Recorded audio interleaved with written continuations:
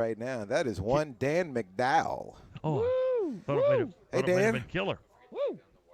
Hello, Donovan. Fresh off of your appearance Norm. on Fox 4, I heard that was the Hi, Dan. highest Mike. rated free for all in the history of Fox 4. Yeah, the overnights are in. Oh, It's incredible. I do know there were some meetings at the Kimmel show, oh, really? concerned meetings about what we're going to do here. What's our response? And maybe they saw you on there, and they want to extend an invitation for you to just go to Kimmel tonight. You're right there. You're here. I was exclusively, I granted an interview to Fox 4. They're friendly. You know what I mean? It's like Trump and Fox News or something, right? I want to go to where the waters are friendly there. They're nice If and Kimmel warm. invited you tonight and said, I'll give you 2 minutes to do stand-up, do whatever you want, would you accept it? Yeah, obviously, right? What would you have to. do? But with nothing planned, or you just work all day, figure it out? Yeah, I'd probably get on the phone with you. What should Yeah. I do? Because Soroys always have good idea for bits. Right? 2 minutes is Maybe a I just get up there and cry. 2 minutes is a long time. I just get up there and go off on Dak or on Zeke. Why is Zeke not at camp? I could talk for 2 minutes about 7-Eleven coffee, There you go. which I went out of my way to get today. It made us late getting here. I mean, what's the deal with no stevia? I brought my own stevia. Do you travel with it like Yeah. a travel roll of toilet paper? Which that is wrong? the greatest thing ever. No, you travel with whatever makes you. You travel with a blanket, a comforter. So I do. Packing your own stevia is nothing. Yeah. Every year you kind of learn different things. I should add this. I should add that. And Kimmel crowd is loving this. Still have 90 seconds? 90 seconds. I called room service for the first time in our stay. Today I decided to try their coffee because I just haven't liked any of the coffee I found around. No, that's not a joke. I was just Oh. telling you a story. Oh. This 2 minutes on Kimmel's not working out very well right No? now.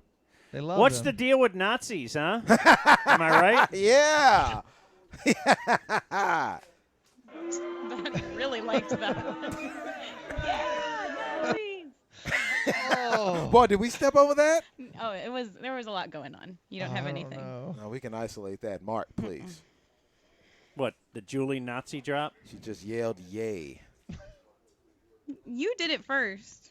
Who? You were laughing really hard just because All right, Dan so I said, can't "What's wait till- the deal with Nazis?" Because it's a I can't wait till a little writer tells you how. Don't bring Ryder into this. Well, I'm just saying. I'm a little nervous Well, yeah, about Mom, this one. I used the F word, but I heard someone else do it first. So, oh, okay. Well, then I guess you should. That's This not is- what I would say. Julie's excuse for using. Oh my gosh, you started it, and then Donnie did it, and then I say it, and it becomes a big thing.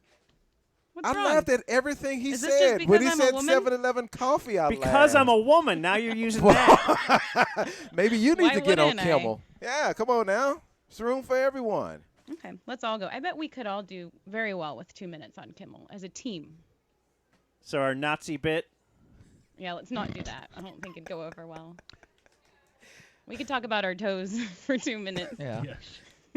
We definitely can do that. Oh, my gosh. Look at the time. Got to go. Well, See you tomorrow, Lance. hit the Nazi. Broadcasting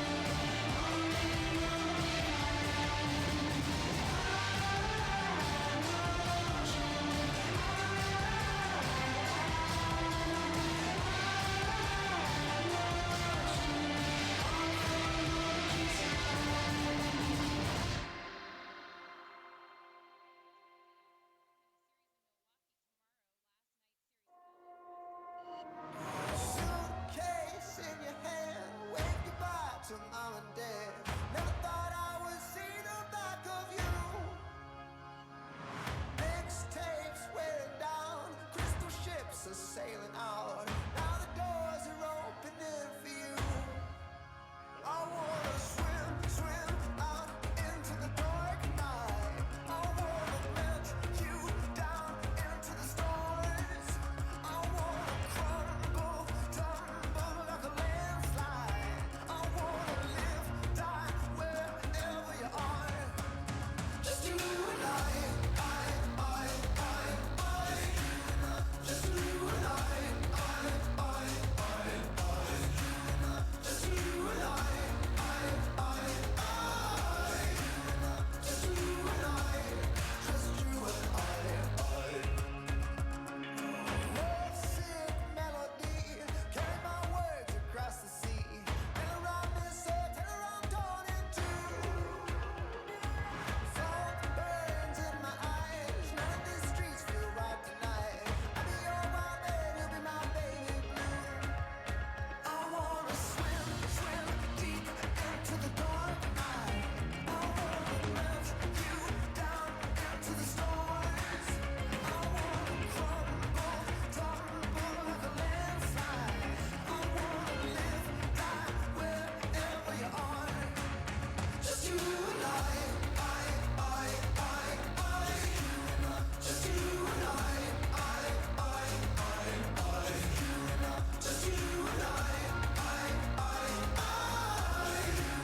Just you and I.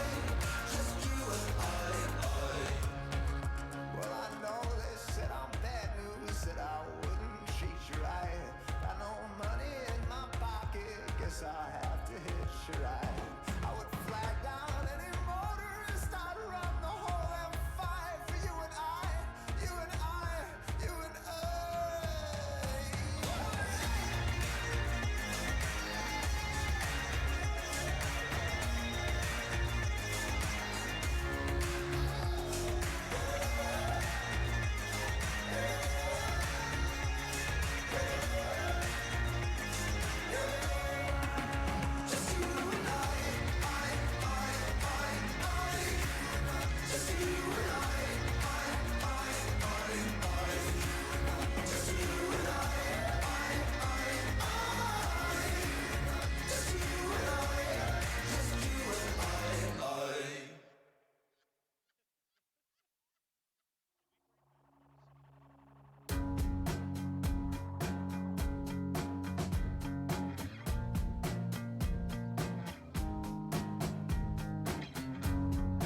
Every second counts. I don't wanna talk to you anymore. All these little games, you can call me by the name I gave you yesterday.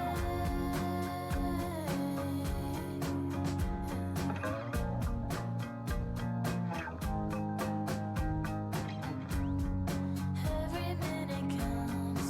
I don't wanna watch TV anymore. Dan Radio Show. Oh no, it's the cops! Today, finally, we get Dan's very interesting baseball stat that no one else has ever heard. A movie review or a review of the Bill Walsh book, and Jason Witten or DeMarcus Lawrence or both. Also, what is a minor? Julie Dobb, Jacob Kemp, and R.A.P. Donovan, and out to you guys who filled out today's run sheet by look on graphic for final 2 bullet points. It's Bob Sturman, David out.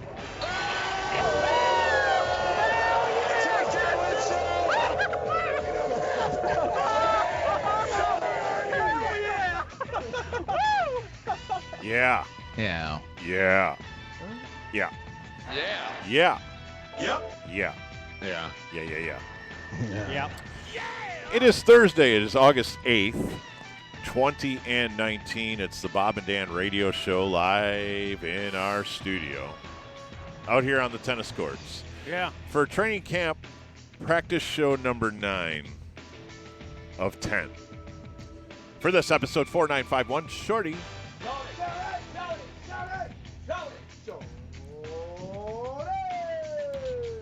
Yeah. Yeah. So it's getaway day for Dan. Yes. I don't know if I've ever been asked to do a training camp show without you. Maybe I have. I don't know. I don't think I have. I'm taking Norm's lead. I didn't know we were allowed to leave. So I'm out of here. Sounds like a shot. Today is my Friday. We can tell, man. I'm treating it as such. You guys are really, especially Jake, getting uptight about the run sheet. I thought I had a great idea to start the show. I told you guys in the meeting. Everybody seemed on board with it. And then you ignored it. Because I said I want to do a constitutional run sheet. It is out of here. Forever growing, ebbing, flowing. It's a bunch of stuff, but it changes. I know, and I don't disagree with you. I don't want to I just don't disagree be with your nailed tone. into baseball talk at 1:15. What if I want to talk baseball at 2:15? Because here's the thing. I'm going to agree with Jake on this, despite disagreeing with Jake on a similar issue moments ago. You would do this every day if we let you. Well, you're letting me today. We can't let you today. We Why? have to make appointments. Why? Honestly, I was just trying to fill out that BS I say at the start of the show. Now that that's over, you can do whatever you want. Yeah, like I might want Steve Ballmer in the end. But you admit, though, it's not a Friday thing. It's a everyday thing if you ran the world. You would not. Do I come in and pitch it every day? Kind of, yes. It emanates from you. Subconsciously, yes. You pitch it, but you don't actually vocally pitch it. I mean, don't you What love the would you 12-10 say segment? If I told you. Ebbs and flows, crazy. Well, could I start with a 12-10 topic for you that just popped in my head? Oh, sounds like he has one. He has a I have one gasp written of down on the despair. run sheet, and I can't deviate from the run sheet. No, go ahead. What does your run sheet say right now? You want to know? Oddly, the 12-10. Plug Alamo Draft House Richardson show. I want to talk about the TCU tennis shirt that I got in my laundry. Okay, well then let me get out of the way. I'll right. be quick. It'll be a 5-minute major here at the most. Do you think in this world where we attempt to find correlation versus causation and what initial thing is triggering the next thing, and are these things related? And if we let me tell you where I'm thinking here. I believe there are two types of male humans. Gay. Let me Oh. drill down further. Mark. I think the two types of humans are those who just wee-wee all over the toilet seat without caring, and those who think that's a ridiculous judge of character and you just failed. Where'd you go to the bathroom? Here? Just in there. It's amazing. And it always occurs to me. Why would what kind? I think that's. First of all, what kind of effort does it take to aim for an adult? You're among the worst humans that exist. There's got to be way more of them than there are of us, though. People really do that? Oh, Julie. Oh. The Just sad lift the thing seat. is, no one will know outside of there that somebody does that, right? Like if my husband were to be somebody that did that, and he didn't do it at home, but he did it in public, I would never know. Right. No, but that's the thing. Odds are. And people in public act like what their basic animal instinct is, and it's the worst thing ever. Yes. So are you saying it's very, very common? Are you saying toilet seat number one guy at home, he does a pristine job and hits the target every time or cleans up after himself? Maybe if he's married. There he's you go. Trying to keep his secret, right? Maybe. I guess I assumed if you're that guy, maybe you're that guy at home as well. But you're right. The wife would certainly get him back in line. But does Move he? out. I just like grown-ups. I like having had young boys. I realize that at first in life, it's just this fire hose you have no control over, and it just takes over mid-process, and you can't possibly regulate where it goes and what it does. As an adult, you've got this thing squared away for the most part. Yeah, my 4-year-old has it squared away for the most part. In fact, I want to go so far as to say this, Dan. When you go in there and it's a mess, and maybe like today, the cleaning lady appears to be headed towards the men's room, you almost want to make it better just so it doesn't get pinned on you.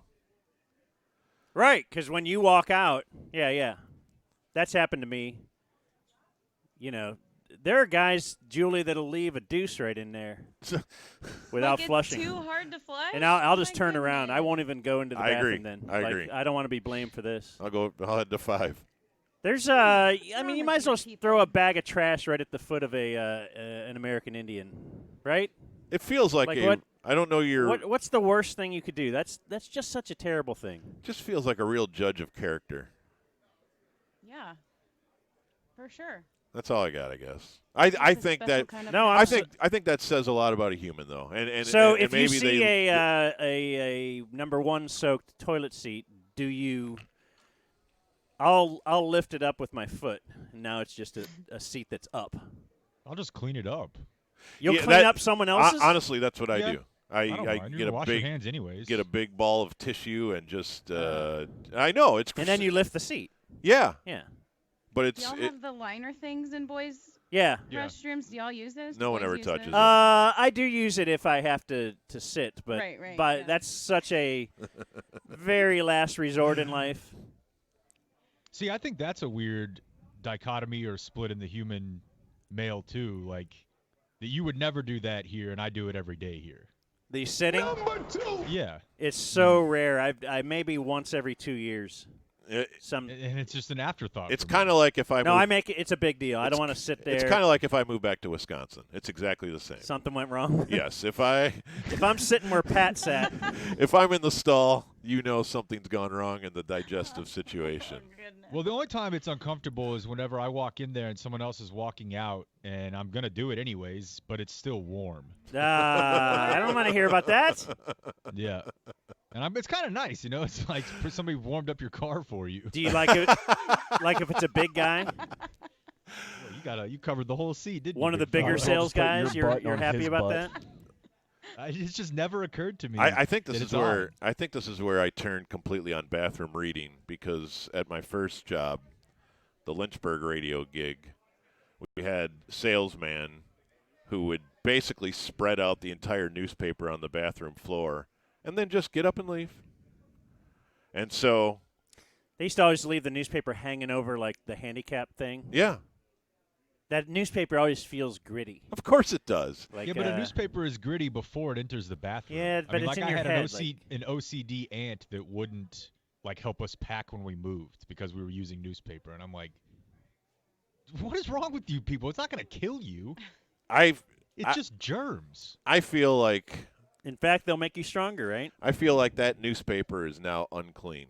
If it's been unattended in the bathroom, who knows what's been jumping on and off it. Poop particles travel through the air. Then you're going to touch that newspaper. Then you're going to itch your eye, and then you're going to have pink eye.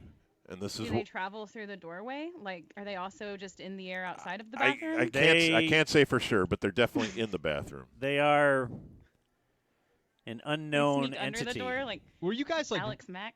really Happy lunch, grossed out everyone. by baby stuff, or does that just turn off? Because to me, I've always thought that my comfort level with that is why I have no problem with anything.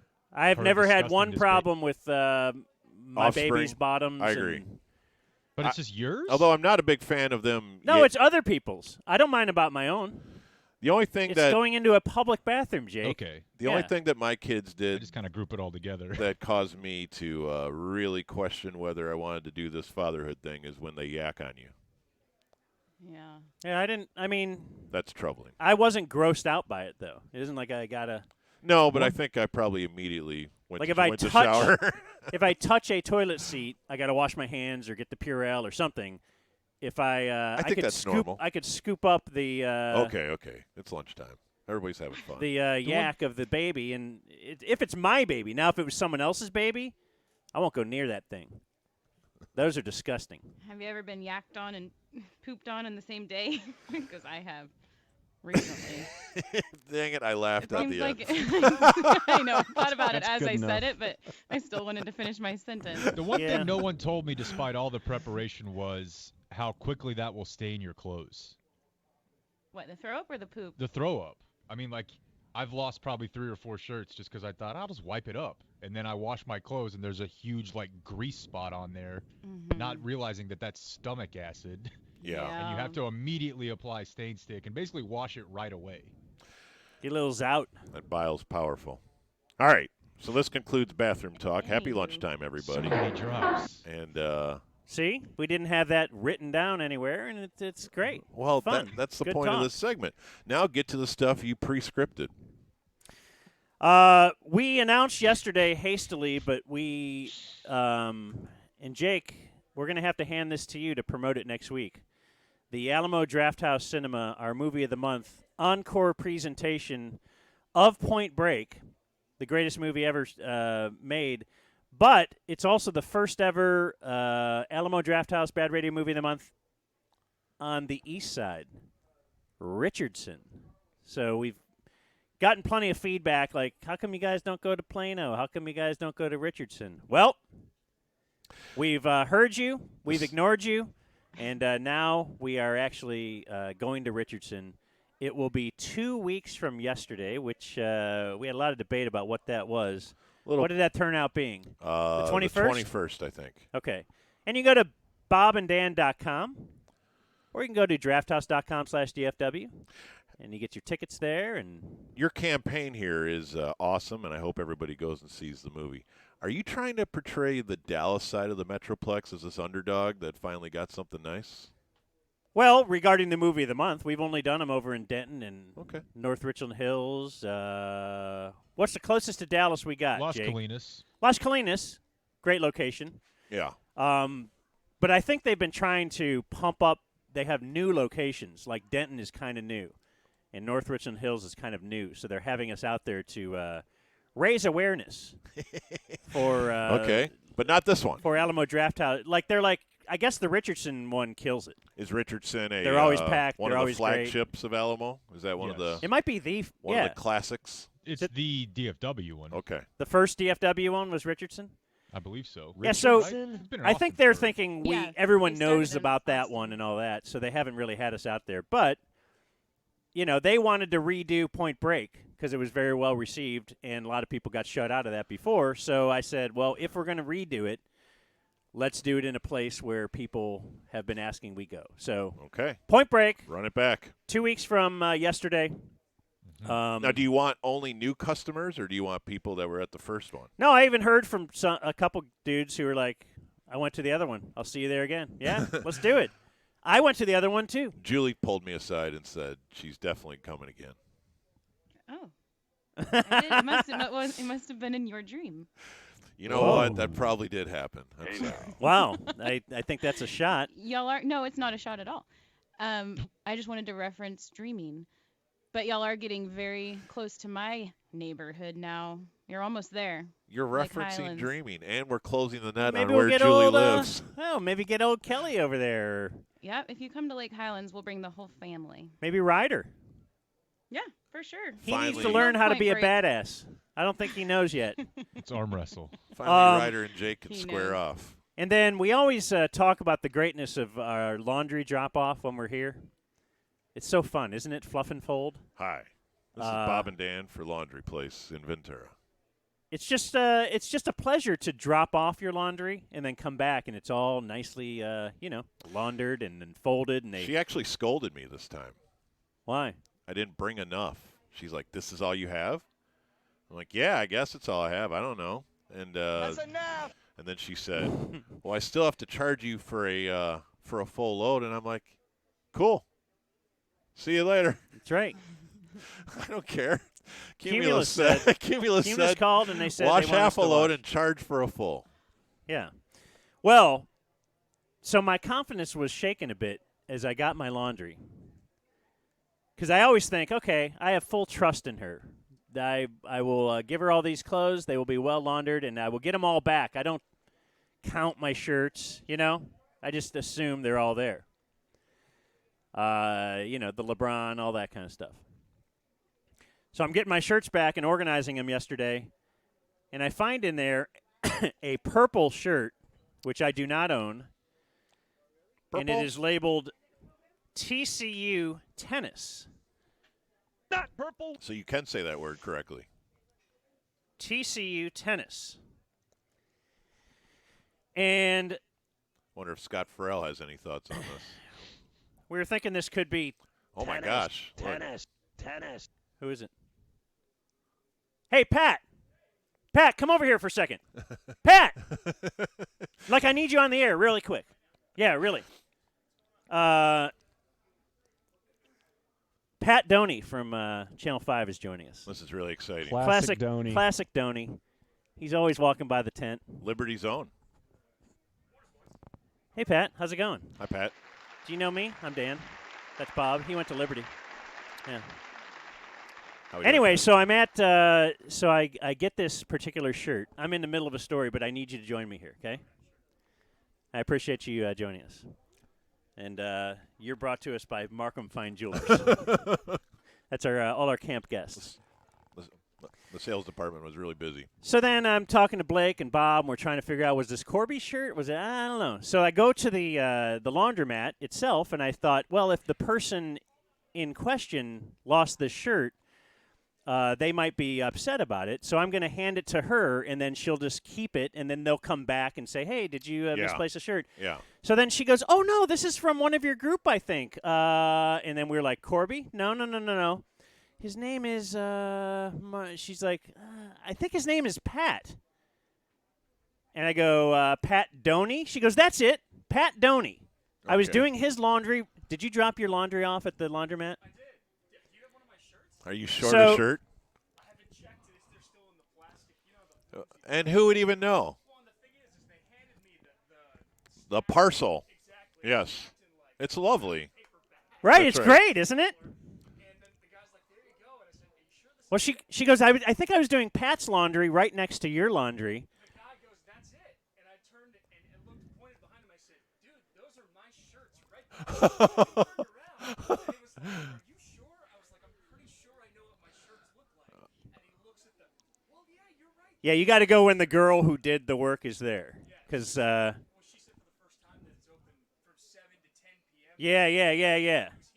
There, Can't trust him. and he looked at me and he was like, what do you need, man? I said, well, I need my clothes here. Is this your shirt? That is my shirt. The TCU tennis? Because this was in my my laundry last night. And it's XL, and I thought, boy, this would fit me. I would but have been devastated if that. Well, thank you. I mean, that means the world. That's you could have kept classic Doney But leaving then his how shirts. awkward would it be if you wore it today and then- he's missing the shirt? And it. I will say, if I had seen you walking through the hotel wearing this thing, I would have given you the double look for sure. Yeah, this is a TCU tennis. Had my 6-year-old daughter out to play tennis with the girls team, Oh. and really nice of them to Yeah. do. She loves tennis and she's Right. playing quite a bit.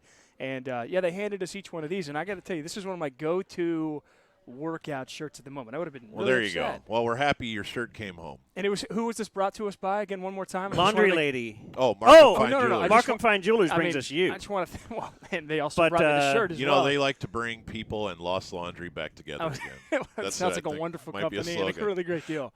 See? Mr. You had Downey. no Guys- idea why we would have yelled to have you come over here. Never like, would have known. But hey, Pat, quick, we need your hey, Zeke opinion. right now. Is Zeke coming back? I think he's in Cabo still, but Can hey, not. the shirt is found. You know, All and right. so I appreciate that, guys. Thanks for having me, and thanks for giving me my clothes back. Thanks, Yeah. Pat. You guys have a great rest of your show. Thanks, Pat. You're now the top-ranked Pat. Way to go. Whoa. Well done. What? From over Pat in production? He's a Bears fan. Yeah, Pat. No, Doney's number one. Yeah. Sorry, Pat. All that he's done for us. All right. Well, there you go. A reunion moment on the ticket. It's a beautiful thing. All right. Up next, Cowboys today on the ticket. The ticket.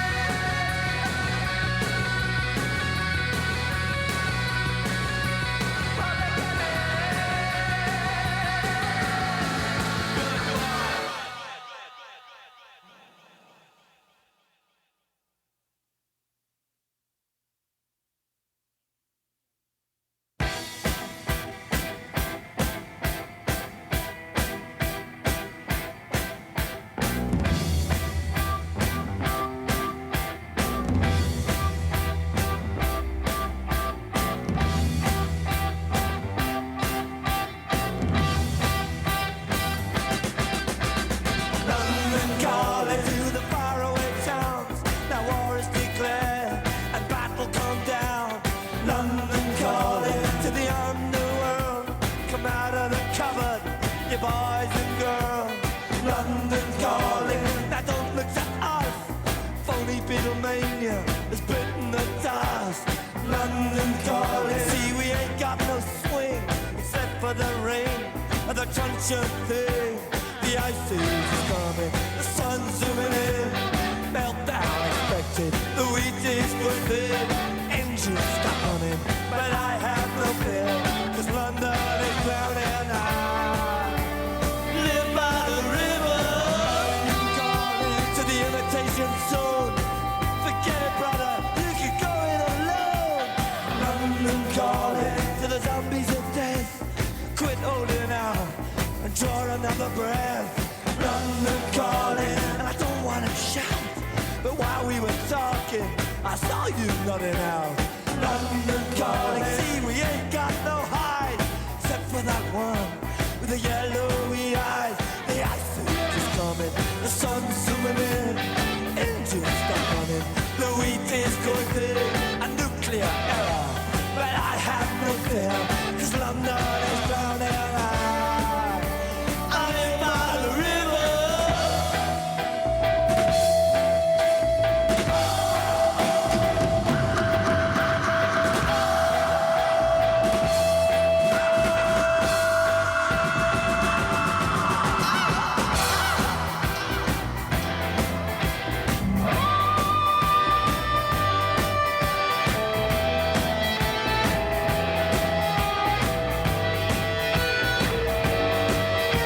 The ice age is coming, the sun's zooming in, engines stop running, the wheat is going big, a nuclear error, but I have no fear, 'cause London is drowning. I live by the river.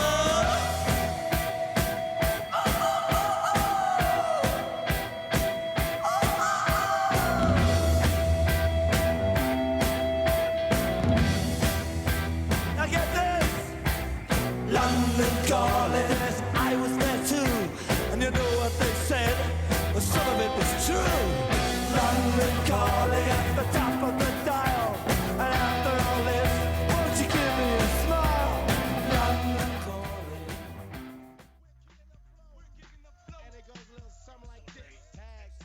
Whataburger with Fan Appreciation Night. The first 1,500 fans receive a Whataburger Pez dispenser. Saturday, baseball and hockey come together as the Rough Riders present Dallas Stars Night, and the first 1,500 fans receive a Stars-inspired Rough Riders hockey jersey. Get your tickets now at ridersbaseball.com. It is noon 30-something. It is the Bob and Dan radio program. Today is my Friday, but it is Thursday to the rest of the world. And we're out here at Cowboys training camp with Blake, Look at Bob Blake, and Dan. who's wearing a TCU shirt himself. Look at this. It all comes full circle here So, a little Cowboys today. today. Then in the next segment, we've got some camp audio. And maybe after that, we're finally going to get to this baseball stat that we've all been buzzing about.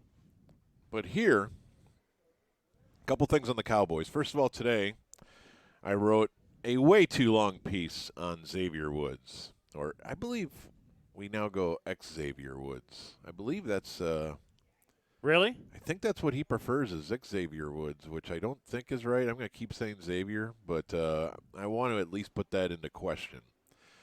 Based on, I believe I heard an interview with him on maybe DallasCowboys.com, and I'm pretty sure he was introduced that way, and that gave me a double take. Anyway, I think, Dan, he's going to graduate from guy you sort of know about to really, really key player this year. I'm buying Xavier Woods stock as a free safety because I wanted to write a piece on his 2018 season. You know I keep splash plays, impact plays by defense. Been doing it for many, many years now, 9 seasons of splash plays. And so when you go back and you look at them, you can kind of see how they came in and trends. And I will say that Xavier Woods, through his first year and a half as a Cowboy, didn't really make any plays. It was just kind of just kind of surviving back there. And, there are definitely safeties that do that they play a super safe version of safety, thus the name, and they're kind of back there to make sure nothing bad happens, but they don't really go looking for good things. And then in about the last 8 games last year, and then the 2 playoff games, so 10 games, his big plays started ticking up and up and up and up. And that is consistent with what you think a player would do in year 2. As he gains confidence, as he says, hey, do I just want to be a fringe NFL player or do I want to be an awesome player?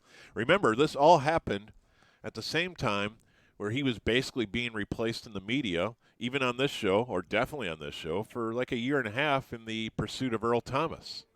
And so if his head was a little bit tentative and if he was having a hard time learning the ropes or trusting himself to go make plays, because remember, there's very few positions on the football field that where if you make a mistake, it ends up in the end zone. Quarterback is definitely one of them. And maybe corner, but definitely free safety. If you're out there and you jump a double move and the quarterback gets you on a sluggo, a slant and go maybe or something like that, it's over. It's over, and they are high-stepping into the end zone, and you look dumb. And I think he was tentative early, but I think the piece today might demonstrate that he's really getting comfortable and coming into his own. And maybe, just maybe, the Cowboys front office setting a maximum price they would pay for Earl Thomas because they kind of like this kid and kind of want to see what he can develop into. Now as we enter year 3, maybe we're almost there. So I've liked what I've seen at practice, but I don't really care about that nearly as much as I like what I saw last November, December, and January. And I think that was kind of underreported last year. I don't know what you think of Xavier Woods, but really every safety since Darren Woodson retired has kind of been the same here. And this one looks like he might be a playmaker, which sets him apart. When Darren Woodson retired, Roy Williams pretty much ceased to be a great safety. And then I think they got their hands burned on that. And then pretty much said, we're going to stop spending on safety. You can plug anybody into safety. Who cares? And that's kind of what they've had for the last 15 years, which correlates to the fact that this team never gets many takeaways. And so I think to get a lot of takeaways, you just saw Ed Reed go in the Hall of Fame. Yeah. Earl Thomas, we can go on and on. Brian Dawkins. The teams that get takeaways generally have playmaking, ball-taking safeties. And I think Xavier Woods is pretty much could be there. one. I think last year he showed he was, but it was kind of covered up by all the other big stories on the defense. I think this might be his big breakout, 2019. Like, they better hope he is, right? Because they kind of need – this is what you need if you're going to be signing DeMarcus Lawrence here and Zeke over here. And some you cheap have quality. Yeah, you have to hit on 6-round picks. Yeah, here's the problem. You have to develop your own guys. Right when he breaks out, it'll be time to talk deal, won't it? Right. Well, then you might have identified this as a position like most of the defensive line, right? That they will find people. The one tech for sure. These are good theories, right? The off-ball linebacker, and then they invested in 2 awesome off-ball linebackers. And we're like, maybe we should invest in that position a little more. It's all interesting. The other thing I wanted to squeeze in here was just, did you hear Garrett yesterday during our show? I don't know if you were locked into that or not, but he started to get the questions about playing time for the first preseason game. And I always love this because – you don't care about this, right? No. Anymore? No. We're so far past. But I love the dance. I love that they ask, and then I love that we haven't thought about it yet. We haven't even talked about it as a staff, and when we do, we'll be sure to let you guys know, which is all a lie. They've definitely thought about it, and they've definitely said we're not playing anybody, but they feel uncomfortable saying that. So I just wanted to help you. Just because it's the NFL and there's actually paying customers? Yeah. Everybody sort of has to play along. Last year, let's see, the Cowboys had 14 offensive players who played 100 preseason snaps, so 25 a game. 14 offensive players that played 100 snaps. Are you ready? How many of them actually were on the roster during the season? 1, 2, 3, 4, 5, and 4 of them were rookies. So Kadeem Edwards led the team. And Rico Gathers was the other one, right? Did Yeah. Rico play 100? Yeah. Well, he barely got to 100 preseason snaps, and then certainly had very little role in in the regular season. But Damian Mama played 105 snaps. Dan, McKay, Jake Campos, Chaz Green, Lance Lenore, Kadeem Edwards. These are guys who all played the most snaps last year. Amongst the least by the offense would be, let's see, Tavon Austin played 25 snaps despite being a new Cowboy. Dak Prescott played 39. Zach Martin played 35. Cole Beasley played 12 snaps in the preseason. Travis Frederick played 10. This is not in the first game. No, this is You're all saying 4 all games combined. games. They thought Cole Beasley needed 12 snaps in the preseason. And, here at number 45 is Ezekiel Elliott with 0 preseason snaps last year. Really? 0. I thought he might have played like a series. Was he hurt or something, guys? Do you remember that? Why did he play 0?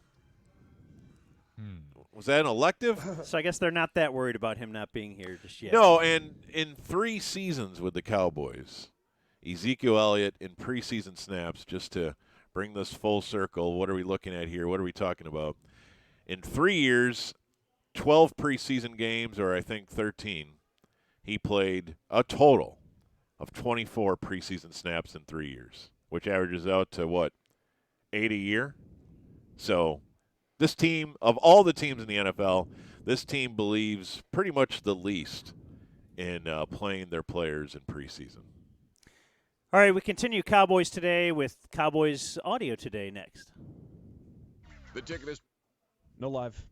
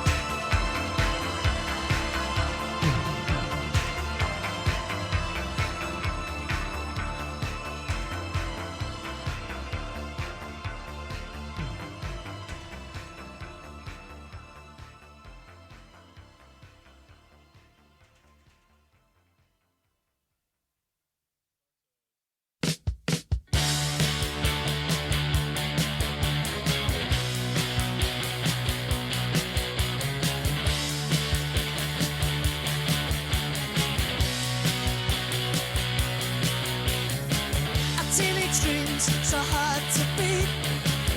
Every time she walks down the street, another girl in the neighborhood. Wish she was mine, she looks so good. I wanna hold her tight. Get teenage kicks right through the night. I'm gonna call her on the telephone. Have her over 'cause I'm all alone. I need excitement, oh I need it bad. And it's the best I've ever had. I wanna hold her tight. Get teenage kicks right through the night. Alright.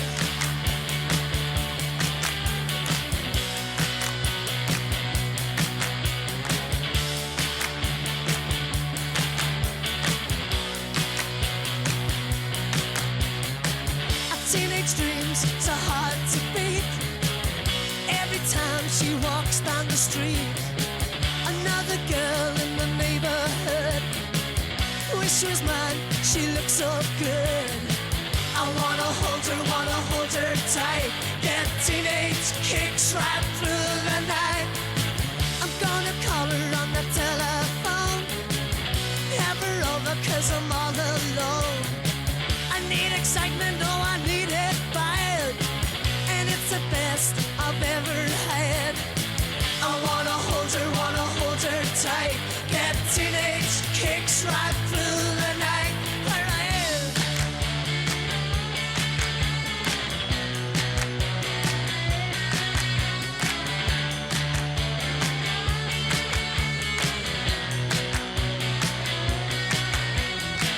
I wanna hold her tight.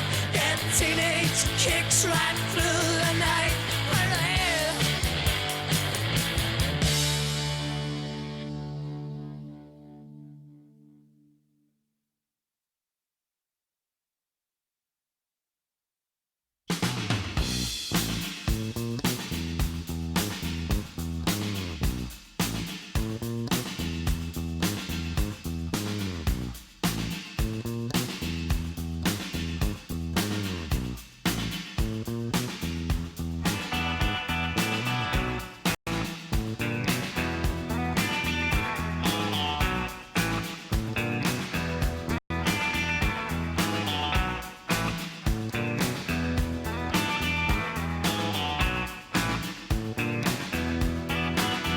I went back to Ohio,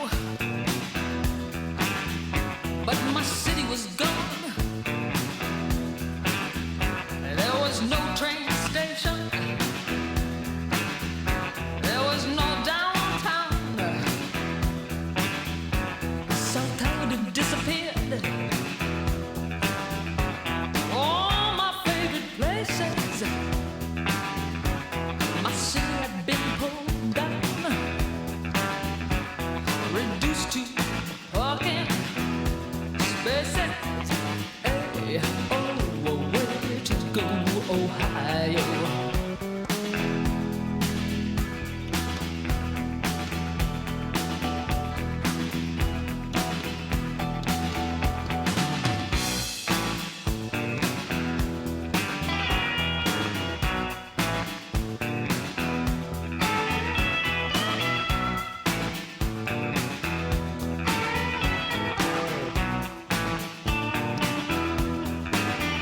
I went back to Ohio, but my family was gone. I stood on the back porch. There was nobody home. I was stunned and amazed.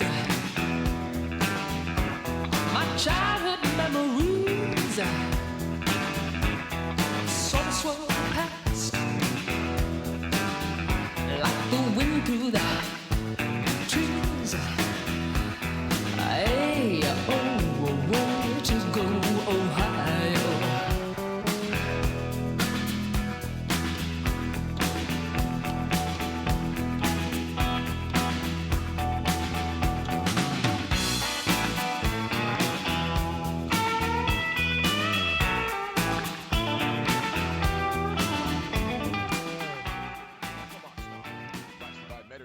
Chrysler Jeep Ram, North Texas Tollway Authority, and Sports Radio 1310 and 96.7 FM The Tick. I got a little Friday follow-up on a Thursday, kind of. Friday follow-up. Can you do that? It's my Friday. You're shaking your head as if I can't do this. No, I'm not. It's something you said yesterday, and I wanted to follow up. That Let's go. Apparently DirecTV and CBS have smoothed over their issues. Am I being credited with getting them back to the negotiation table at all? They probably weren't even thinking about it until you incited the masses to demand that I see not one of the Dallas Cowboys starters that I've ever heard of on TV this weekend. They will be on TV. CBS is made nice. I don't know. Somebody's getting paid something enough that they wanted to get paid, right? Yeah, DirecTV, and CBS, I think this is somebody a nationwide agreement. And I also want to say I realize there will be very few, if any, starters in these games. I still want to see every second of them. I still want to watch, but to claim I want to see every second would be pushing it. Well, I do, but it's the job. I mean, I think every year we roll in here with a little enthusiasm before the first preseason game, and then on Monday we say mid-third quarter was when I realized this is a job. This is not something I would be doing if I didn't have to, probably, because this is horrible football. But it all starts in earnest tonight with games around the league. Tonight in the opening of preseason, and the Cowboys go Saturday night in Santa Clara. Did anybody see me on Fox 4 last night? Yeah, what time are we reviewing that? I don't know if we are, because I don't know if anybody watched it. I think Jake was busy with poop and vomit. I think Jake is well aware of your Fox 4. But I did floss. Is this Friday follow-up? Every time they mentioned Dak or Zeke, I flossed. Oh, my gosh. Because that was the bit. You were telling me that Dak did a bit anytime they would mention Dak's contract or Zeke to him, he would take a drink of Gatorade, and that was their hilarious bit. So I jumped on top of a bit that wasn't that funny and redid it. And Love it's it. Still not that funny. Also, I think you would find funny. I would like to go back and watch the video for my face if I have a reaction. She's talking about this and that and the Nobu party and all that kind of stuff. Things I'm well qualified to comment on. And this is with Sam Gannon. Ducey was off last night. And she said to me, so out there at Cowboys camp for the last 2 weeks, right? Who's the player that has jumped out at you that has looked the best at practice? Okay.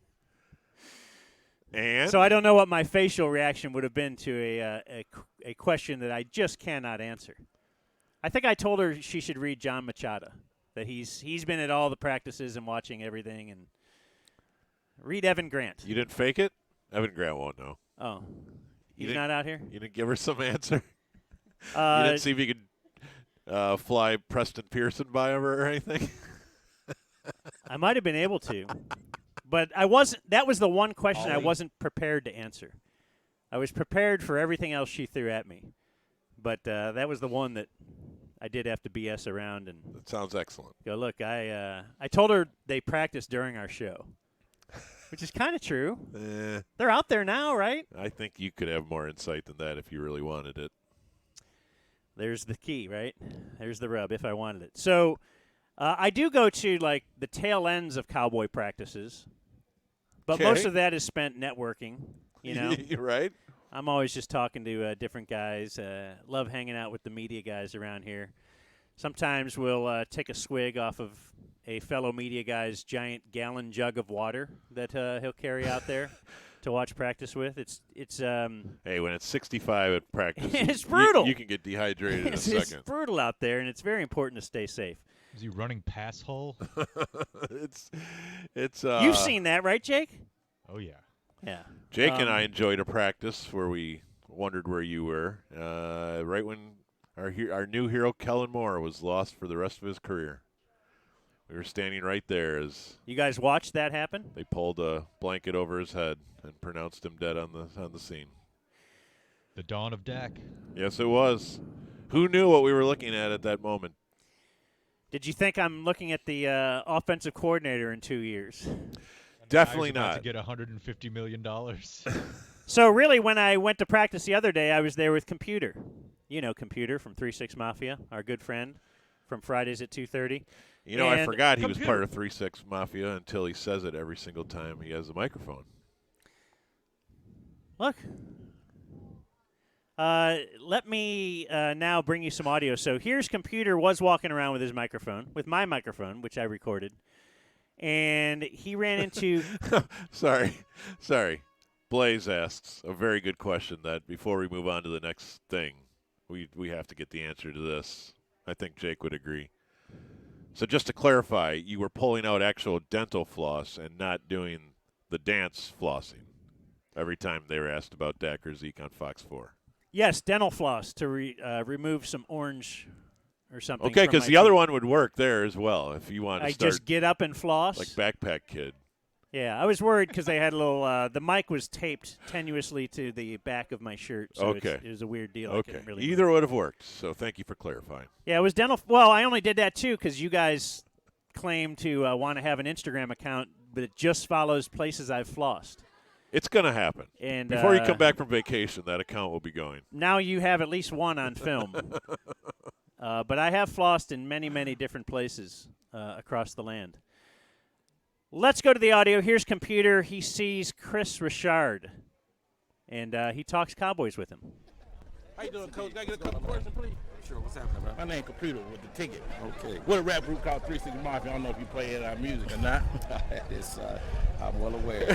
How you doing today? I'm good, man. I was in Real practice good. the other day and we was watching you and you was doing the drill and you just turned around and did that turn. You're so cool, brother. I mean, it's like I was so glad, man, when you got hired as the coach. Oh man, yeah, I'm And grateful then for when that. and then when everybody started, I just don't tell a lot of people this, but I went to the cross at our church and prayed that you wouldn't leave us. Oh, yes. I'm Yeah. for real. I really did yeah, that. I appreciate that. yeah, No doubt about it. yeah, you do. I Yeah, think it's man. just amazing that, you know, the way you coach and just your whole attitude and everything. And it's like, wow. Do you think that means you're an extra Cowboy fan if you went to the church and went up to the cross and that was your thing, top of mind, is that Chris Richard does not leave the Cowboys? Like, it sounds weird when you pray for a win, but now I'm praying for a position coach to just kind of stay put. I just want to go on record and say I actually believe Computer. Yeah, that's what I'm saying. He really. Like, that sounds But of like all the things in the world the most that hyperbolic you could thing say, you could say. all right, what can I go up here and I got one prayer.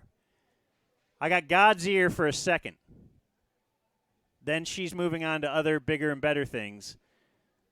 What's the one thing you would pick? Would it have been make sure Chris Richard stays with the Cowboys this offseason? It's a weird Sorry, choice. Sanjay Lal, you're on your own. Wow, you know, I'm grateful for and it. I see it in me as a fan, and we really appreciate it, you know, and then as a person, you know, watching another, you know, black man do his deal is very inspirational and stuff like that. You know what I'm saying? Yes, sir. Because the kids, you know, it's good to have somebody like Martin Luther King, people like that, they can't really touch. Yeah. You know what I'm saying? But they can see you. Could I transcript this and get you to do the same interview, Bob? Like I just read computers. You just read whatever Computer said during this whole thing. All I can think of is the Steve Carell, Chris Rock thing. As I asked the exact same thing, and people I call, tell the same jokes as Chris Rock. people call it a long question. Computer does it, and doesn't even let Chris Richard talk. Yeah, I'm not sure he had a question yet. Well, let's see if he'll get one. You know, I do a little group back home, Yeah. you know, and they play a little football and stuff like that. Okay. So my cousin, he thinks he's you. Good. He Oh, coaches man, him, so, I'm you glad. know. I'm honored, man. Yeah, so, I'll you tell know, so we absolutely. really appreciate it. I ain't want to hold you up, but I Absolutely. just, so what do you think about your backfield this year? Y'all ready? Yeah, competitive, ambitious, you know, kind of just grinding the axe right now, you know, just sharpening it, and just can't wait for these guys to get this thing kicked off, you know, and every day we come out here, like they're intent and focused on, you know, really capturing the moments and maximizing these opportunities. So I like where our head is. Again, like they're bringing the young guys along with them. So how the young safeties looking? Yeah, I said they're pushing the closing in. starters. They're closing in on the standard. You know, it's like Are we getting think generic about here? it, our starters. It feels Or do you a feel little like generic. you've learned anything? Right, the younger guys are trying to establish it. So Right, just so- being, now they getting more where they can understand your system a lot starting better. to get their feet wet, starting to understand it a little better. Where they don't have to think before they starting act. to play a little faster. So, and right now it's just camp. So we'll see when we get out there in live action. You know, so we got these 4 games to where the tale's really going to be able to be told, and I said the truth will be exposed. Then they stuck with all those away home this year with the schedule. That gonna hurt anything, or will it be able to? I say it don't matter, right? Anybody, any place, anywhere, anytime. You know, it's like that's the attitude, that's the mentality. It will be forever. Yeah, sign them up, we'll play. Okay, cool. All right, well, Coach, I ain't gonna hold you up. Yes, Y'all indeed. gotta get through. Nice meeting you. All right, pleasure's Looking all forward mine to now. you. Thank Yes, you. indeed. There you go.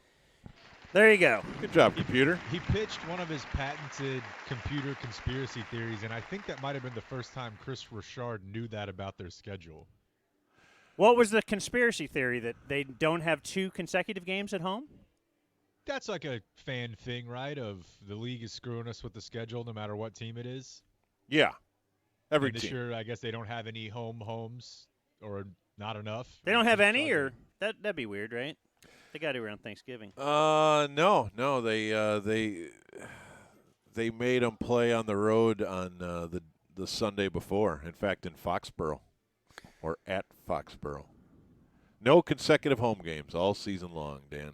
Was it a league complaint from others before that they never made the Cowboys play on the road? There was a while where the Cowboys Where would play all at the home other- on Sunday and then home on Thanksgiving, if that's what you're asking. Yeah. But it feels like they've switched that up a few times. I remember Romo and the boys even played.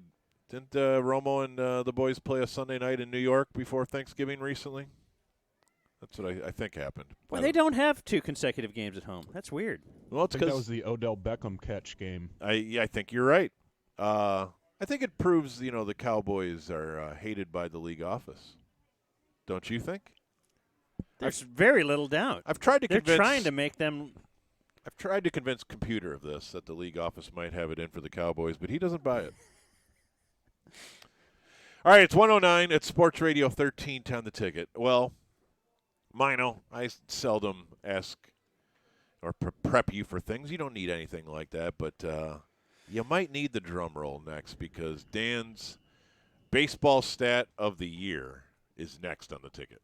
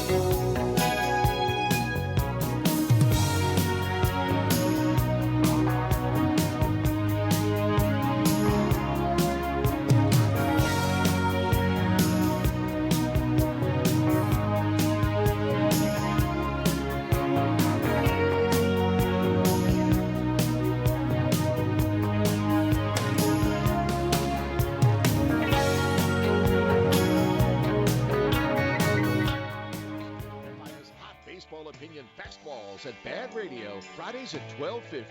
Brought to you by Tylock George Laser Eye Care, Lawn Smith Roofing and Construction, and Sports Radio 1310 and 96.7 FM, The Tick.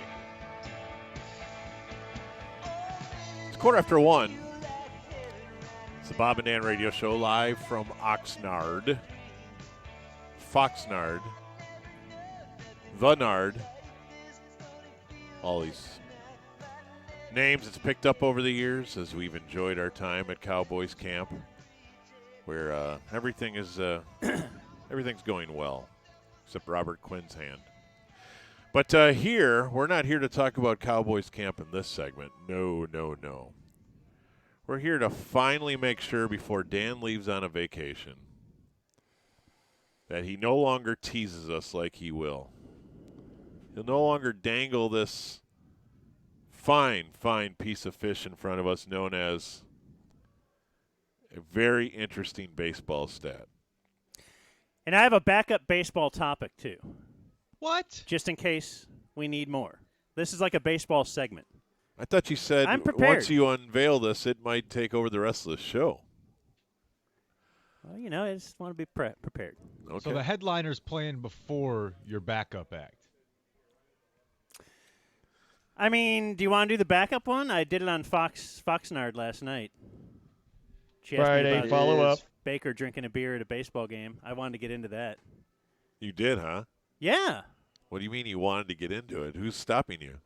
You guys, every day. So, no, I got this bathroom story, bro. Dude went number one everywhere. But just so you know, we have Baker as a go-to. Okay.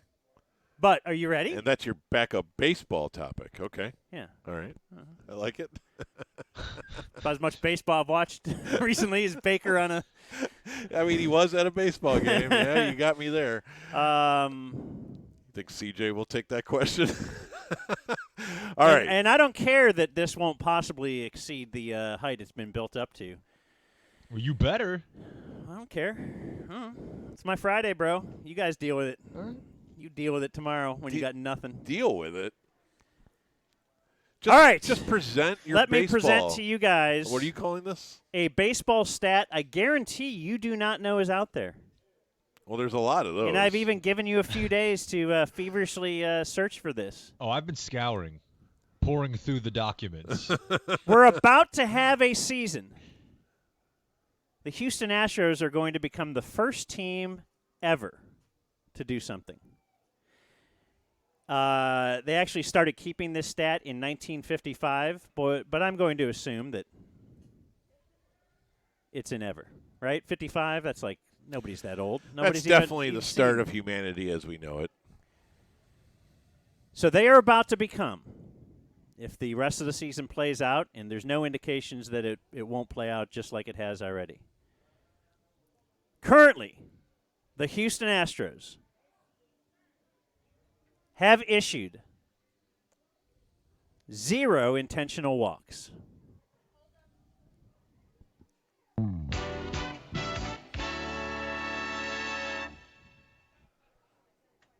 Where's my powder? Oh, the LeBron powder. Throwing it up in the air. So that's the stat, though. We're not building to a grander one. Go ahead and discuss. I'll sit back and just watch everything unfold now. Don't you find that something somewhat amazing? In all this world where we used to think bunting all the time was kind of a good idea, and now we're trying to eradicate the bunt. I think this is happening behind my back. I didn't even know that this was in the stat nerd's head.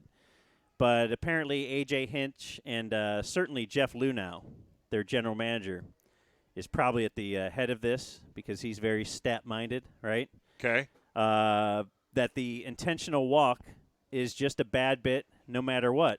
And I just went to looking at, guys who are leading the league in it right now, and Christian Yelich, I believe, is right up there. Maybe not in the very lead, but let's see. He might be. He's got 15. I think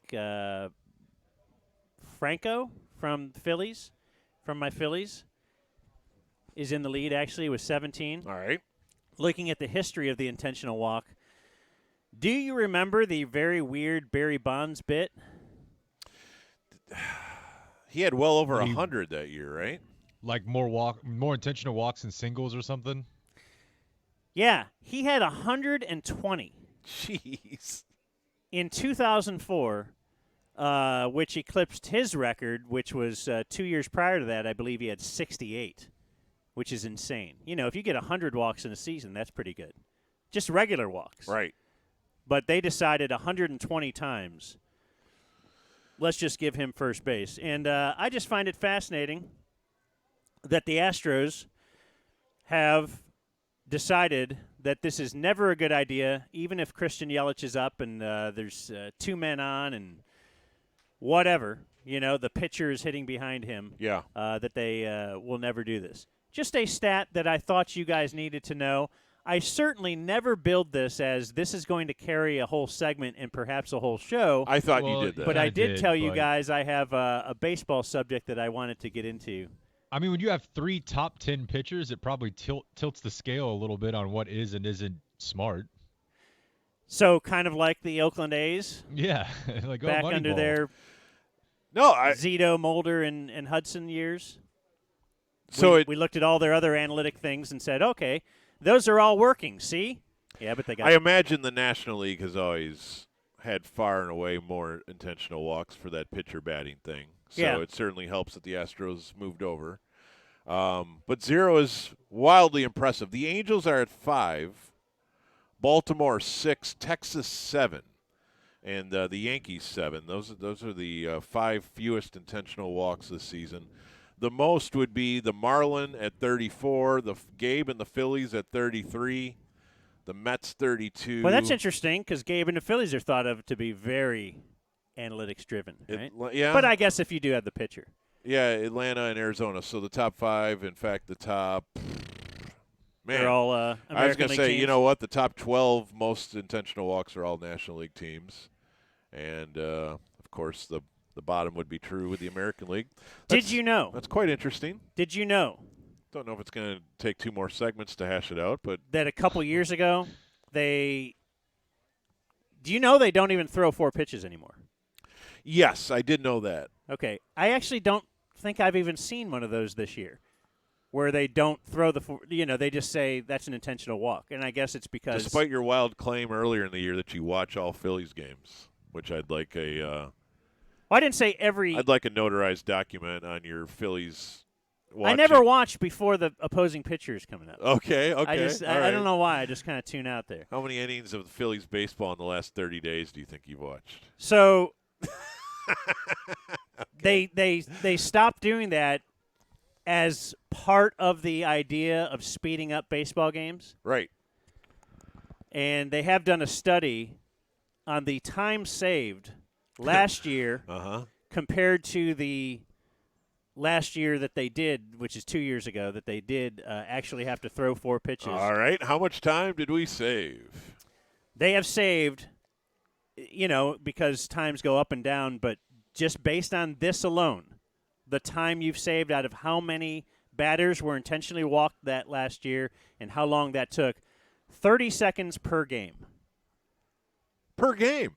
So if games were an average of 3 hours and 30 minutes, they're now 3 hours, 29 minutes, and 30 seconds.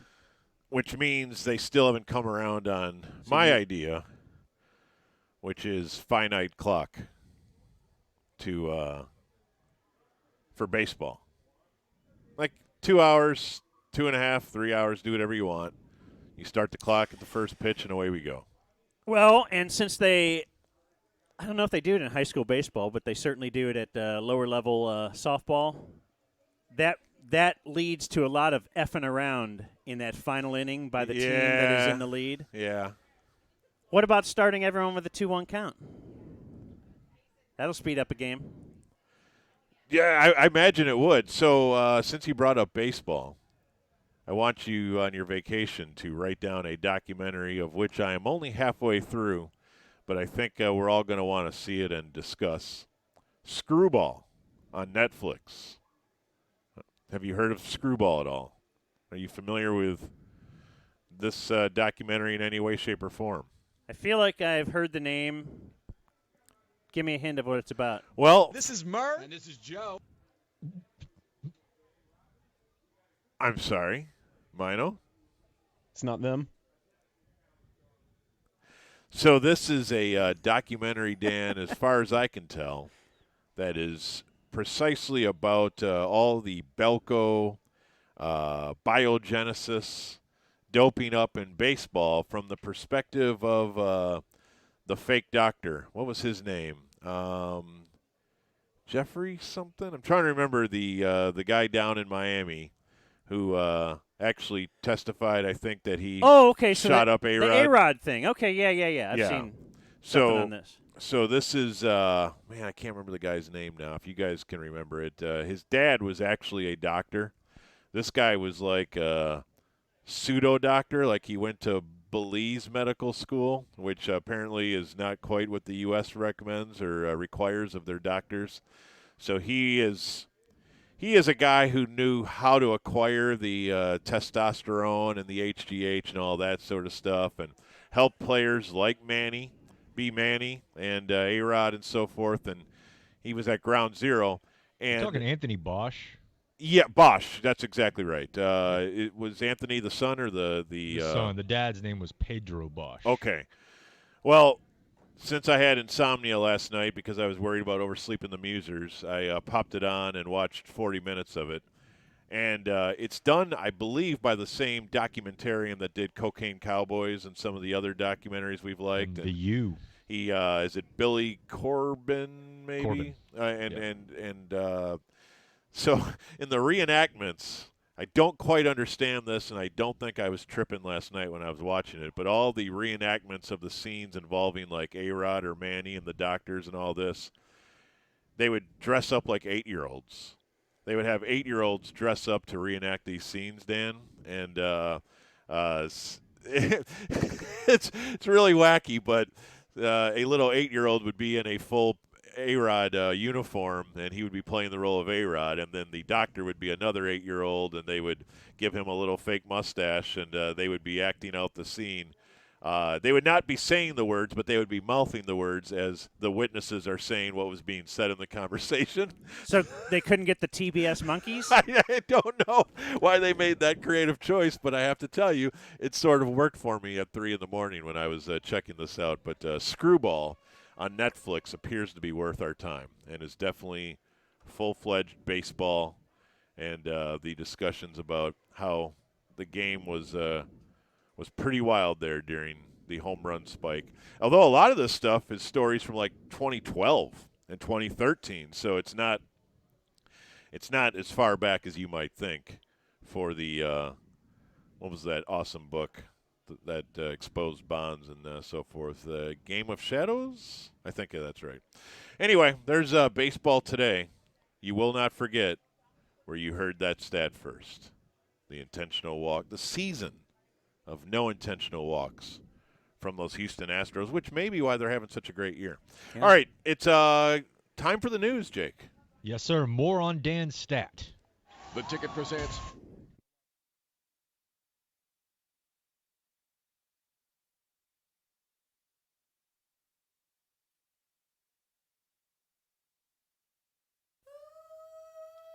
Stop.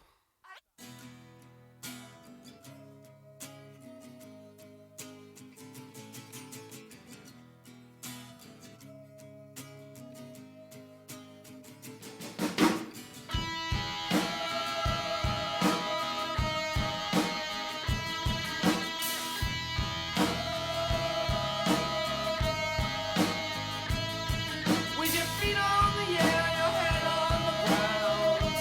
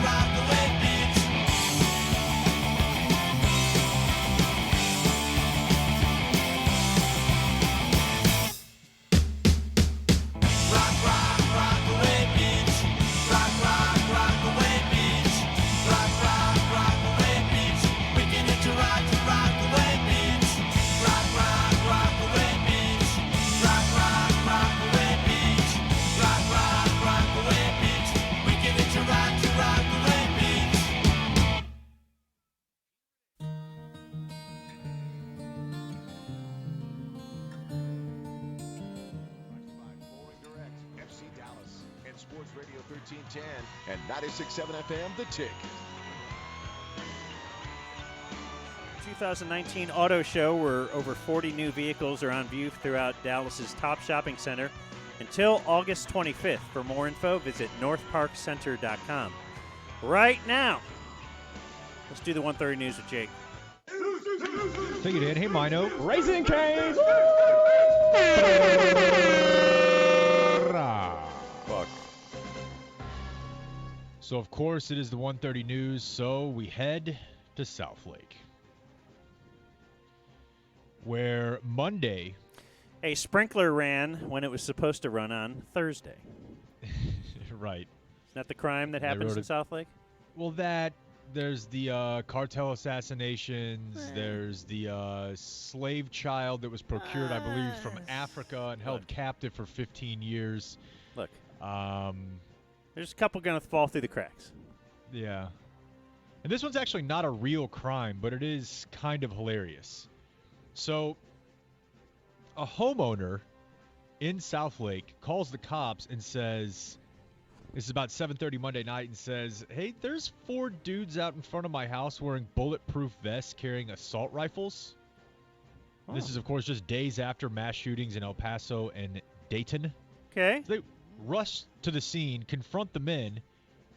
Officers quickly learn that the guns were extremely realistic airsoft rifles. The vests were fake. The men were also holding several bags of sugar meant to look like narcotics.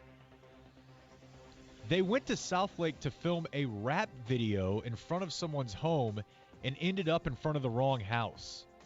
So, like, one of their buddies, someone tells them, like, yeah, you can just do this at my huge-ass house.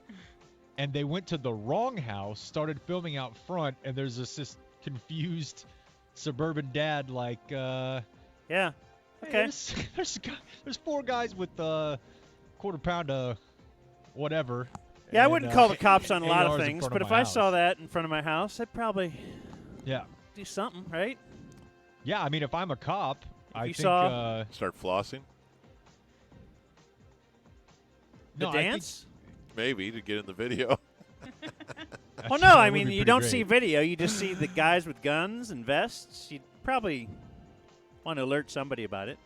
That feels like the most cliche video idea you could come up with. Or that could be my second Instagram post.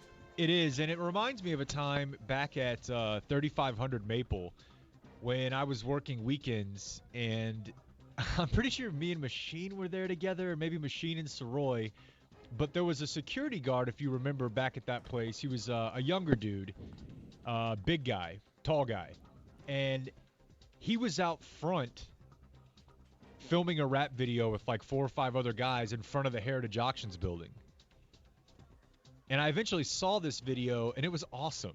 Like, that building does look pretty cool. You know, it's all glass and mirrored. Yeah. Mirrored, yeah. There's cool like Looks fountains out front and stuff. Nakatomi Plaza. It was called like "Holler at Me Later," I think, because we used to listen to it all the time. And I'm like, hey, I saw him on Monday, and I'm like, so you like an artist? He's like. So do they play the song and then you lip sync with it and then they lay it over that? Yeah, they'll just have like not a full PA, but yeah, a speaker where you can.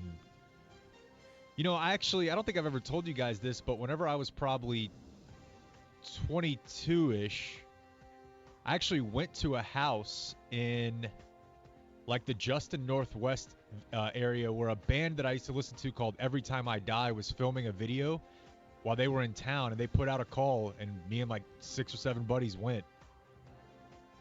Not as glamorous as you would think. You went to be like an extra?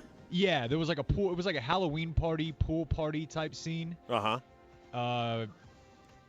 And it was at night, and it was a lot of standing around.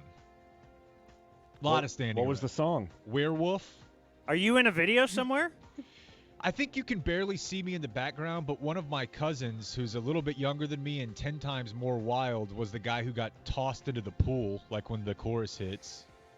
But they had to do that like several times, if I recall correctly. Didn't you used to, just for your get-together parties, I'm trying to think back to the Hardline initial interview with you. You'd have like, once you get strippers or something at your... I did do that twice, yeah. Parties with guys? It was for I think that was a birthday both times. Or maybe one birthday and one, like, guy who was about to be deployed. So you'd be around on a Friday and you'd check the message boards or something? How would you even know this video was being shot and they need some extras? Right, yeah. Back then it was probably MySpace. And the band would just post, like, hey, we have a date in Dallas this weekend, which we were going, obviously. And then they're like, hey, the next night we're still going to be there and we're filming this. Here's what you need to wear. Here's what you need to bring. So we did. And you're like, hell yeah. What do you think the hit rate is amongst rap videos shot versus like see the light of day? Feels like a lot of them are shot. Well, they may see the light of day on YouTube, and then no one ever sees them once they see the light of day, and they end up with 100 views, you know? How about this one in South Lake? Do you feel like the one in South Lake was headed for the top? I would pay top dollar to see whatever footage they did get. Yeah. I want to know the nature now, of this did the outfit. cops show up and say, here, let me show you how to lip sync a video? Because we actually won the lip sync challenge among cops. Because that's a big deal with not just South Lake, right? No, yeah, the cops doing bits on the internet is now a vertical. Like, is that like your somehow to go viral? That's a bit like my quarterback chugging a beer through the bottom of the beer that he just bit through the can. It's like we're going to get back to Baker here. But it's do you want your doctor to be Patch Adams with the clown nose, or do you want him to be really serious? And do you want the thought that, man, when he goes home, he's thinking about LASIK and he's watching films on the latest techniques? Like, you want him to be the most serious person in the world that's about to cut into your eye. You're saying what about a water gun shaped like a penis? Well, I'm just. Are you? I kind of want my quarterbacks boring, and I kind of want my cops to be. I don't want to think that they're just worried about shooting their next video. I want them to worry about shooting the next innocent person. Oh, sir. Dear. That took a turn. I thought of that in my head. As I was saying yeah. it, so why edit yourself? Yeah. You know, it's. Sheesh. It's surely a. I meant guilty person. Who's next? Probably guilty. It's surely an effort to show progressive personalities from police, right? And isn't that helpful to, hey, we're not the scary monsters that you might think. Let's show you the personable, human, normal side. Yeah. I like think being so. scared of cops. I think you should do that and not like shoot people who don't need to be shot. Okay, Somewhere but in between. Yeah. I like being a bit afraid of the police. Like, I want them to. I'm a sucker for the video of the cop in full gear who crosses over a kid and then just hits him for a layup. I'm sorry, I am. Those videos are great. Yeah. Now, I wish I could couple that with, like, not having everyone be a full paramilitary occupying force in some cities, but I do like the basketball videos. Do you think these are the They're two funny. extremes, though? Do I think in general that I... Like in we 2019... probably don't want to go down this road. I know, but in 2019, it only takes one or two dumb cop incidents per year or so to kind of make people think all cops are... So one cop shooting versus one funny video. Which has more power? The cop shooting. Yeah. By a mile. And I'm just saying in both cases, it's probably a very, very small percentage. Right. There's probably of, millions of civil cops who are servants. not either shooting videos or shooting Over the people. top racists trying to kill Yeah, people. yeah. And I'm saying it's... The it's- Shield is not a documentary. It's not the shootings. Those I obviously have a problem with those. It's the entire institution. I know. It's the way that it's trained. It's the type of people And a lot with of that- times that end up in it, and You're it is right. a real problem in my eyes. And you're right, and with it comes 100 or more years of history and owning all that has meant. But I'm simply saying, if we were to workshop how you would work your way out of this mess, if you were. The basketball videos don't hurt. No. They got to have like a video production person at each. When we were kids, precinct now, when too, we were 'cause- kids, do you remember like the police baseball cards? Did you have those? No. Were the only way to get the Milwaukee Brewers set that they had were to, go up to a policeman and say, "Hey, do you have any Jim Gantners or Don Money's laying around?" And Really? they would check their car and, "Oh yeah, here you go, kid. Here's a bunch of baseball cards." Really? Yeah, I did not Not know. a bad idea. Yeah, it just hypothetically gets you to see it's not all Darth Vader in there. It's normal dudes. All right, one more quick story. A Hypothetically. 59-year-old woman who was accused of running brothels in Dallas has now pled guilty to federal racketeering charges. She admitted to arranging to provide 20 women to businessmen in exchange for $40,000. She was actually arrested back in November and entered her plea today. Here's why I find this story so interesting. One, she operates 2 massage parlors, Pink One and Illusion Spa. And she ran these businesses with her 36-year-old son. So your family business, you're a dude, and you're like, man, this is pretty lucrative. I'm just going to go into the hooker business with my mom. Yeah, who got who into the business? Sounds like she. No, she's been in the game for more than 30 years. So unless he started it when he was 5 or 6. Yeah, so she's brought him in. Yeah, I like your business sense, son. Like at some point, your kids are going to realize, right? They're going to learn Dad smoked marijuana or something. They're going to, but it's like what age do you want to bring him in? At some point, if you're a mob leader, your Anthony Jr. will figure out what your dad does for a living, right? Yeah. So she's just like, and then how many people can you trust? You got to bring in the kid. Says here to help run her prostitution business. In the affidavit that the son told an informant that the women usually make $200 an hour, but that they would be charging $600 an hour for each girl because they were going to be off-site, playing a road game at a hotel rather than at Pink One or Illusion Spa. He also offered to provide cocaine and male enhancement drugs for the party of businessmen. And One-stop I would shop. yeah, it really is.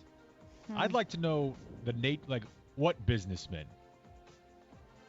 Like specifically? Doesn't Yeah. the not Out of town? You want to see a list? Out of country? Oh, you want to see the donor list? Yeah, there you go. Yeah, that's 2,000 or you say 600 a person? 600 an hour for each girl.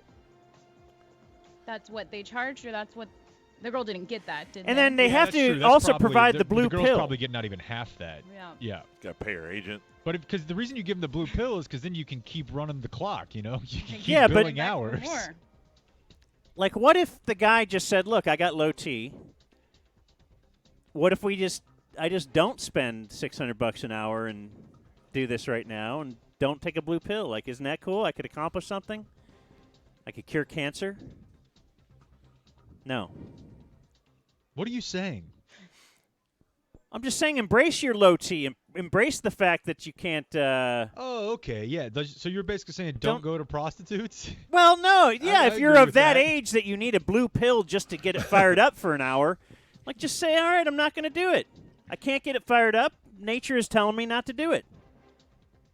Yeah, that's. I don't know that it works that way, to be honest. Really? In fact, well, I'm just saying. I'm embracing low T. I'm saying.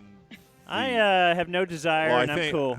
I think it's you fine. probably know my overall stance on this. I wanna watch However, Screwball. I would say the type of guy who has the disposable income might be headed towards a time in his life where he can't be fully in control of all of his equipment. Yeah. So he has to go enhance that equipment. Yeah, I guess. I don't know. He doesn't want to be apologizing the whole time, probably. And then you know where this leads. Got to pay more for that. This all leads to the Jeffrey Epstein Island, right? Okay, we got to go. This is your topic. You can't It is, tease but Jake you with can't that hit me right at 52 now. with an Epstein. By the way, Feel his breaking pain. news. We just heard a wild cheer, which I think probably means today was the day where they let Zach Martin catch a punt, and then they all get dismissed from practice. One of those nice. wild days. So I think Jason Witten, more like 2:15 or 2:20 today. Nice. Yeah. Very nice. All right, it's 10 till 2 on the ticket.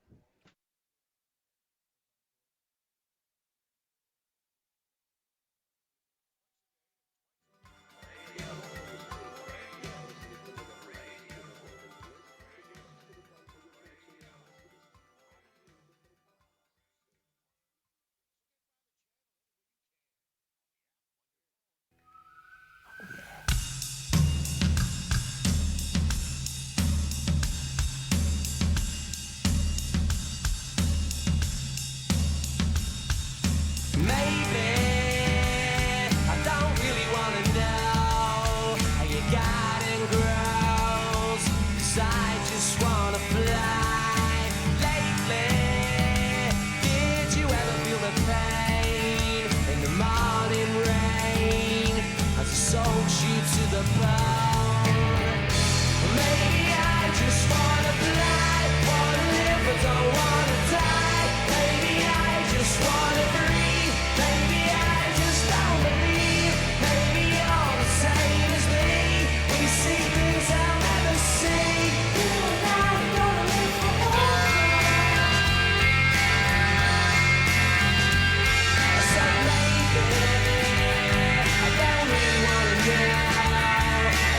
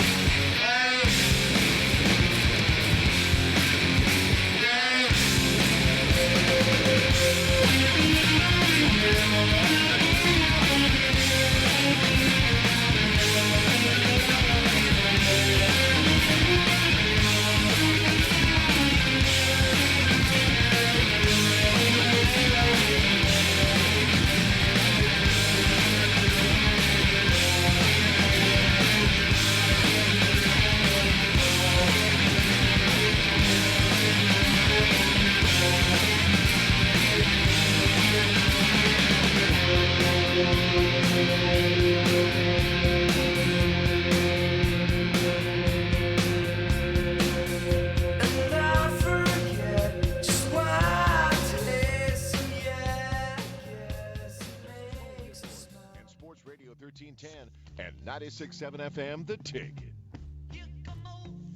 It's 2 o'clock. It's the Bob and Dan radio program.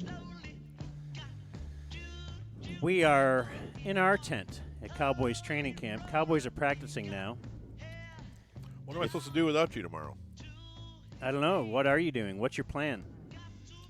Probably sports from noon to 3. We were thinking of treating the run sheet kind of like the Constitution. Ooh. Let's try that tomorrow. Y'all are so mean. Julie's right. Poor little Dan. My one colleague that Heavy as the butt that sits in the power chair, Julie. Interesting. They're So- supposed to take it. apparently Jason Witten is on the show in the next segment. Yeah. That's what we're Sounds guessing. good. That's what we believe, yes. Okay. And That's what the ticket has learned. Are you guys going to set up the mirrors for the angles or whatever so you can see his hair? Are we saddled with Garrett? Are we honored to carry the Garrett press conference? I Not really us, love baby. I think that falls to the hard line. love doing that during the noon to 3 time slot, just to get a ratings boost, which I'm sure follows that. Anyway, let's talk NFL just for a couple of minutes because it is my Friday. Anyway. And you'll be doing the constitutional run sheet tomorrow. I've had on my list quite a few things that we're not going to end up getting to, but at least let me mention the book that we teased before even coming to camp, which you guys discovered I was reading. I didn't want you to discover it until I got out to camp. But it is the Bill Walsh book. And when I say that, if you are a football guy, you probably know what I mean when I say the Bill Walsh book, because I believe Bill Walsh is involved in a couple of other books as well, but this is the one, this is the Holy Grail. It's actually called Finding the Winning Edge. Yes. It was by Bill Walsh. It was not really a book for bookstores, honestly. It was a textbook for football coaches, basically. They wanted to know his entire process, his entire thought process, his entire step-by-step. Here's everything from how the weight room works to how a practice should work, training camp, travel to a game, doing contracts, everything, right? Some of it is a bit mundane. Yes, as textbooks will be. But much of it is just fascinating when you consider he's one of the greatest who has ever done it. So let's kind of look in his brain. It's not generic and general. I mean, it is very in-depth and extremely specific on, I'm only through up to chapter 6. Okay. Which is about 100 and some pages. Have you arrived at the portion of the book where he basically gives you the specifications of players at certain positions and exactly what he looks for? No, now I'm in. I just got done. I think we're getting there. Okay. I just got done with the coaching staff. Okay. But we've already gone through the front office and just, he kind of lays out his whole vision, I guess, in the beginning. It feels like Belichick probably it feels like a guy who has been around a long time and has a lot of things to say, and it's great. Now, the thing about this book is it is out of print. So when I say the Bill Walsh book, that's why everybody knows it. You can find it. I believe I paid less than $150, but more than $100 on eBay. Okay. And yours looks like it's pristine. Yeah. So I actually took the cover off it.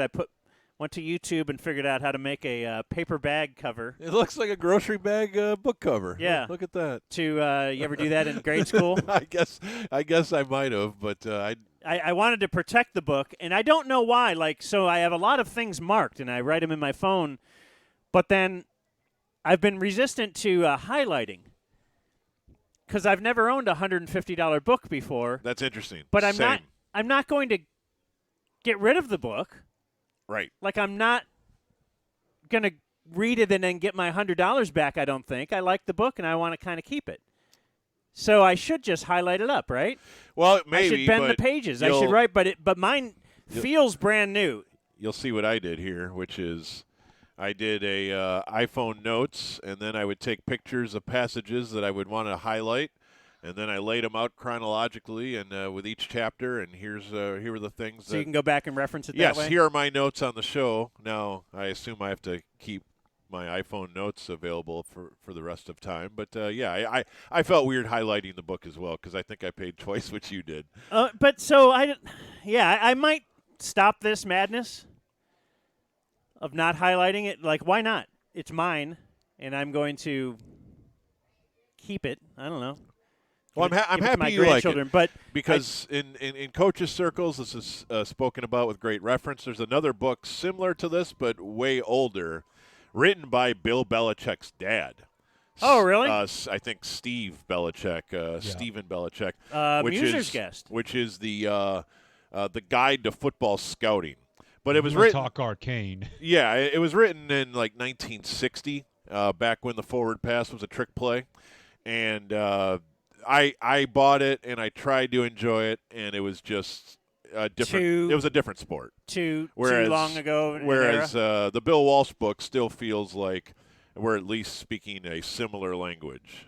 And I think, he wrote how he was like 49 or maybe 47 when he first even got the 49ers job. So when I say sounds like Belichick, I remember when Belichick went to Cleveland, and certainly when he went to New England, he had a lot of experience, and he said, this is the way I think things should be run, just like you as a parent perhaps when I grew up, and I would do things like this. Well, Belichick had been keeping notes forever and decided he should do things like this. Well, and it sounds like Bill Walsh had that same exact thing. Very few people speak as highly about the book you hold than Bill Belichick. Yeah? Bill Belichick. So he might have already suggests that's the blueprint for his life? The coaching Bible, if you will. Well, and I think I wrote a lot of notes of things that would relate to us, and I'll bet you other workplaces too. But as far as evaluating yourself or always trying to change and all that kind of thing, one little thing I didn't really remember, I was much younger during the 49ers heyday and wasn't really watching it play-by-play, but one of the big things in here was I do remember them acquiring Steve Walsh and thinking that's odd. You've already Steve Young? Steve Young, I'm sorry. Okay. When you've already got the greatest quarterback literally in NFL history, many were saying. Right. But they were always looking ahead, and that's one of his big things is always be ready to evolve and look ahead, and it's pretty cold, I suppose, but they did get Steve Young, and he does write a story pretty early in the book about how they were in the playoffs after the 1987 season, and I guess against the Vikings, he ended up having to, well, he didn't have to, but he pulled his Hall of Fame quarterback in favor of Steve Young. Right. They still ended up losing the game. They did. But, he, goes on to talk about how you can't be basing whether you made the right decision or not on the final result all the time. Sometimes you just have to do the right thing. And the percentages might say it'll play out in my favor in the end. But, even in a 9 out of 10 situation, that one time will happen. Another big note which jumps out at me just because of the, I don't want to say PC age, but I'll say it, that we live in now, or the, who do you want to be tying your wagon to or whatever. He quotes a lot of great, leaders throughout history, and they'll be like in a little box, and you'll read something from Colin Powell or General Patton or Franklin D. Roosevelt, or, but so far I'm about 100 pages, and I'm going to say it's an every 10-page thing. Okay. That we will hear something from Erwin Rommel. That's right. He seems to have a real attraction to Erwin Rommel, who apparently is a famous Nazi general who led the Africa Corps during the 1941 to 1943. Against Patton. He was Patton's foil. Oh, yeah? Yeah, Bird and Magic, Patton and Rommel. Despite being almost always outnumbered by his adversaries, his tactics and military insights enabled him to achieve legendary victories. And I just found that interesting, at least, or amazing and ironic, just that he would just feel good about, hey, look. And you got to think, man, the Nazis probably had some pretty good Yes. Pretty good tactics at some point. They're haven't we determined their country is the size of Texas? Yet they're taking on the world. Half even. Huh?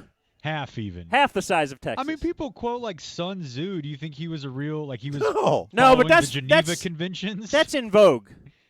That's Reporting true. that is, and it's also Yeah, like but a couple thousand years ago. Alexander the Great and Genghis Khan or any of these conquerors, military conquerors, and we're bad the people, history but of the world. You don't see a lot of slaughtered people right now millions. saying, "Look, let me tell you this good thing about the Germans." No, I know what you're saying. I'm also saying that's ridiculous. Yeah. Right, and Bill Walsh obviously thinks that as well. So it's a weird book to even kind of talk about because it's not like I'm saying, "Hey, run out and buy this today." It's I'm store happy. near you, but I love that you're reading it. This is awesome. it's really cool. Very excited. That's great. All right, it's 2:10. It's Sports Radio 1310 The Ticket. Coming up next, we assume the lovely and talented Jason Witten headed over to our tent, and we'll visit with him on The Ticket. This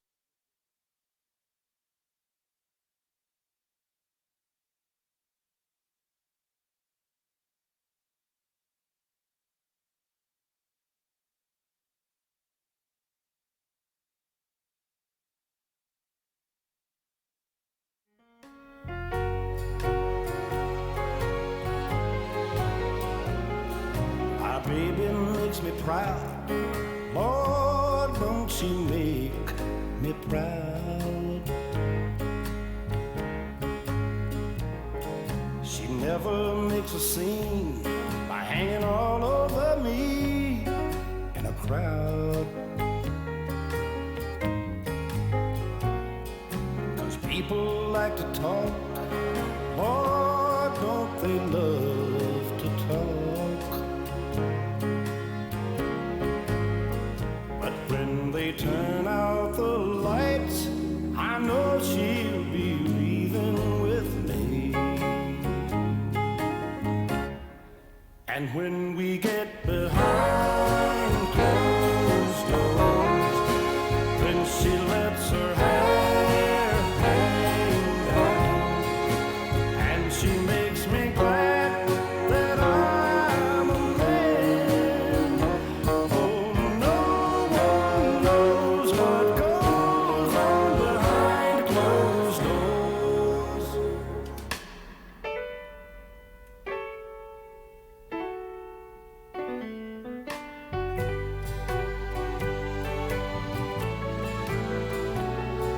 My baby makes me smile. Lord, don't she make me smile. She's never far away or too tired to say, I want you. She's always a lady, just like a lady should be. But when they turn out the lights, she's still a baby to me.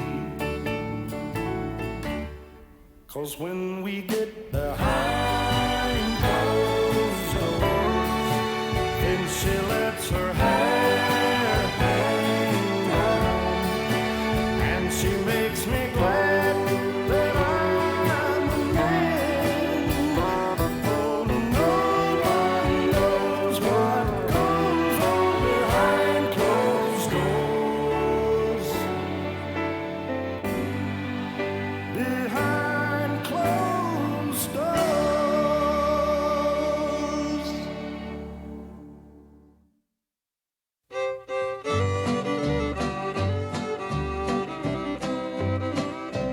Goodbye, Joe. Me gotta go. Me oh my oh. Me gotta go. Pull the P road down the bayou. My Yvonne, the sweetest one. Me oh my oh.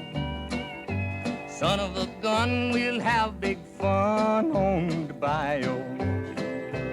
Jambalaya, crawfish pie, and a filet gumbo. 'Cause tonight I'm gonna see Mama Shazamio. Pick guitar, fill fruit jar, and be gay. Oh, son of a gun, we'll have big fun on the bayou.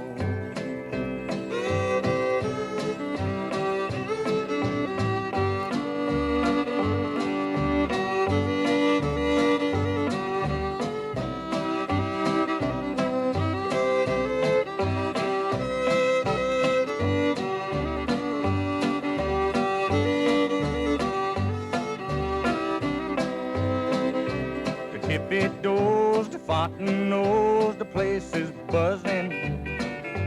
Kinfolk come to see Yvonne by the dozen. Dress in style and go hog wild, me oh my oh. Son of a gun, we'll have big fun on the bayou. Jambalaya, a crawfish pie, and a filet gumbo. 'Cause tonight I'm gonna see Mama Shazamio. Pick guitar, fill fruit jar, and be gay. Oh, son of a gun, we'll have big fun on the bayou.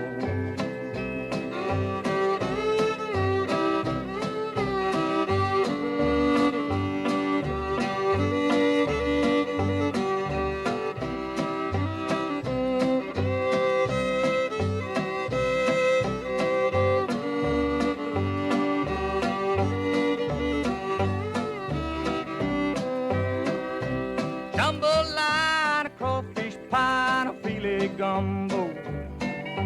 'Cause tonight I'm gonna see Mama Shazamio.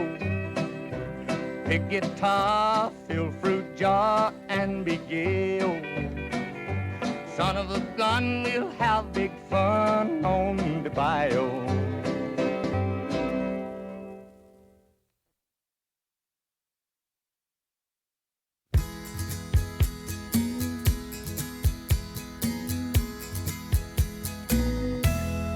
If I said you have a beautiful body, would you hold it against me? If I swore you were an angel, would you treat me like the devil tonight? If I was dying of thirst, would you flow in love, come quench me? If I said you have a beautiful body, would you hold it against me? Now we could talk all night about the weather. Could tell you about my friends out on the coast. I could ask a lot of crazy questions, or ask you what I really Radio show. So, what? I need an apple. I need Brevig, my Apple guy. You need Brevig? Can't figure out how to put my Apple notes on my computer. Bob was trying to help me during the break. I thought you needed an actual piece of fruit and that you had replaced my friend with a new Brevig. Yeah. Brevig is my Apple guy. That's a first name? Yeah. Huh. Good dude. But you just had a guy bringing you apples at training camp. Old friend of Jake. You need someone to bring you some apples. In fact, I believe he was at the Every Time I Die a video shoot with me. Oh, yeah? Together. Yeah. Okay, so I have this apple. Jason Witten is not here. And the apples Hey, Dan guys. speaks of are not fruits and certainly are now legal in California. So what we have is we can either go with the original plan of the day, which I see here says movie review. Ah, okay. Yeah, let's talk movie. Until he gets up here. Okay. Want to do that, or do you Yeah, want I don't mind. run some break or something? Is that your other idea? We're in a holding pattern, so let's stick with this and let's see if Jason Wynn shows up. And Jake, if you would like us at some point to take a break, just let us know. So this morning I was on with the Gentle Musers, and on with them for a Cowboys roundtable, Dan. I don't know if you could predict how much Cowboys was discussed as Gordon, Corby, and I, with George and Craig, were on together. But if you thought to yourself, well, they actually did talk Cowboys. However, they talked Cowboys with regards to the chimp that was in the crowd in the 70s, and then the snowman that caught on fire in the 70s, and then that was pretty much the extent of our Cowboys roundtable. I count that as Cowboy talk. I agree. And then that quickly. I think Baker drinking a beer is baseball talk. Sure. And then that quickly was derailed, or perhaps the opposite of derailed, which is railed. And the topics quickly turned to what today was the 50th anniversary of. And today apparently is two significant 50th anniversaries. One, if I understand the musers correctly, the day of the Abbey Road photo, where the Beatles are all walking across the road. And two, the Manson murders. Have you been there, the Abbey Road place? You know, as many times as I've been in London, I've never done the number one tourist cliche thing of go get a picture taken while crossing the road. Because I wanted to ask if that's because I saw somebody did that on Twitter. You know, I think it is a very the musers tourist. did it when they went to London. They're Really? they're much more musical savvy than I. Although when I was in Liverpool, I definitely saw a bunch of Beatles landmarks and wandered around and looked at the Cavern Club and some of those other things. But Like, I was wondering if you could even drive on that street, because isn't that always – there has to be a line of people just waiting to do that. I guess I don't know that one. I should bone up on that for the future. Okay. But you going there this year? Well, I went in April, so I think Turtle Dove will probably tell me to take a year off, and then we'll get back there in 2020. Yeah. Or 2021, whatever a year. Forget it. Anyway, so the Sharon Tate murders, or the Manson murders, however you want to label them, Dan, were apparently 50 years ago today. Or I think even Corby said day one, as if it was a multi-day endeavor. Yeah, I don't really know much about that. I know And nothing about it. I think that watching the new Tarantino movie, you might Will only confuse you? Well, you just might want to bone up a little, and I'll bet you would have more appreciation for whatever he was doing. So I go. Right? Yes. Well, I go see the That movie was by one of my big myself. thoughts after. Once Upon a Time in Hollywood. I went and saw the movie by myself. So I had nobody to elbow next to me and say, "What am I looking at here?" I had to figure it out on my own. It's not the most complex thing in the world, but I kind of know who she is, and she was with Roman Polanski, and I kind of know she was murdered. Yeah? But really, I can't tell you. Well, did you know when you Much else about when it. you saw what turned out to be Charles Manson on the screen in this movie for like all 15 seconds? Did you know what you were looking at there? That he was Charles Manson? Yeah. I think I did know that. Do you know who played him? No. Huh. No clue. Aaron Paul. Really? Is Charles Manson. Yeah. That tiny role? Yeah. Huh. Well, I think. I don't think so. You sure? Yeah, I think it's. I'm pretty sure it's someone else. I think it's Logan Paul. You guys. Boy, we'll have a real story on our hands if it's Logan Paul instead of Aaron Paul. I swear it's Aaron Paul. Huh. Well, regardless, I don't want to bog down in that. This Damon is Harriman, It's not Aaron Paul? who is Why you- definitely not Aaron Paul. Why are you saying it in that octave? I feel like Corby or somebody was just giving me this information. Like, did you see Aaron Paul? You sounded like Tom Grieve just went up an octave because. Well, I'm very upset now. caught It's, the it's some ball. guy I've never heard of. I was like, man, I didn't know it was Aaron Paul. I was so amazed the other day, and now I don't feel as dumb for not noticing Aaron But Paul. listen to how weird this is. Apparently, this dude also plays Manson in the second season of Mindhunter that's about to come out. Huh. So he's kind of locked down that niche, it seems. You saw Luke Perry, right? Who is he? Man, he came in. He had a very small role, but it was his His name was last. Boston. It was the last thing he ever did. Oh, really? Being alive, last thing on film, that is. Well, it's the story, in Tarantino form, which certainly takes artistic liberties. That's kind of his bit. and sort of has alternate endings, I suppose, and just very Tarantino. And, the older you get in life and you think you have all these unique tastes, and then you find out, well, no, every white guy your age thinks Tarantino is a genius, or at least it seems like the overwhelming majority. Since Pulp Fiction, I've pretty much signed up for whatever he does I want to see, right? You don't even know what the movie's about. You don't know who's in it. Oh, Tarantino's making a movie. I like Tarantino movies. And I believe I'm going. I believe I've done that same thing and been pretty pleased with the results. every time. Absolutely, but I also Like even this movie, I didn't know if it was great, but I thought it was very cool.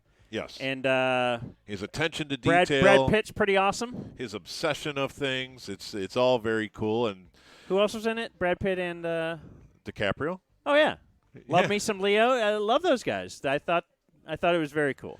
Was that their first time together on the screen? I'm going to It say is. yes, but I've been wrong like 7 times in this segment already. Don't stop shooting. Yeah. Next one's going to go in. But yeah, I think those guys are pretty badass, and I just had a fun time. It was a pretty long movie, but Yeah, well, it's cool. That's Tarantino. It's probably short for him. Yeah, the period piece type thing is very cool, you know. That's a great question, though, I have, and I'm positive there's stuff on the internet that would discuss it, but how do you shut down an L.A. expressway Oh, my to gosh. replace it with all period cars from that time? And how does that Like, you think he just does things because he can? How does that even work? How does that happen? How do you what does Or that was cost? it CGI'd? I don't think so, man. Some of that driving. Looked pretty legit, but I suppose it's possible. But yeah, I was happy I went. I don't know how often I go to movies. It's very rare, but I really enjoyed that experience. I don't know where it falls in my Tarantino movie rankings. And Ty Walker tells us via text, on one of his trips to Los Angeles, Big Dick Hunter stopped at the house where Sharon Tate was killed. there is zero doubt of that. The question is, did he have Turley and a candlelight vigil to try to talk to her spirit? Well, he didn't invite us. No. Well, we lost our opportunity right then and there. All right. Well, we better keep moving. 2:28. It's Sports Radio 1310, the tickets. So So the Cowboys aren't on time? No way. it's very, very odd that we went from 2:45 to 2:15, and now we're somewhere in the middle. Back to 2:45. All right. It's 2:28 on the ticket.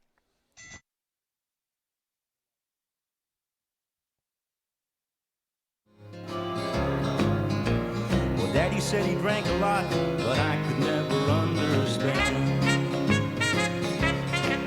I knew he used to pick up in Ohio with a 5-piece band. Clayton used to tell me, son, you better put that old guitar away. There ain't no money in it, it'll lead you to an early grave. I guess if I'd admit it, Clayton taught me how to drink booze. I can see him half stoned, picking out the lovesick blues. When Clayton died, I made him a promise I was gonna carry on somehow.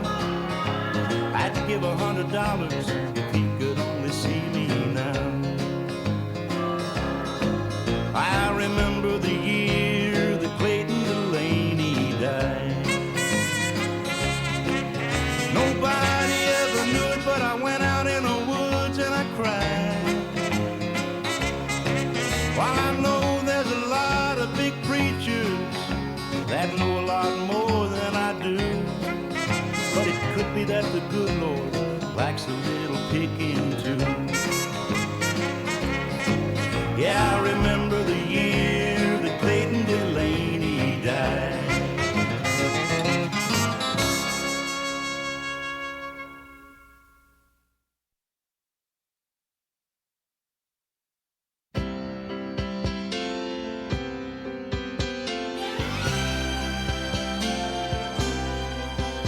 I've been walking these streets so long, singing the same old song.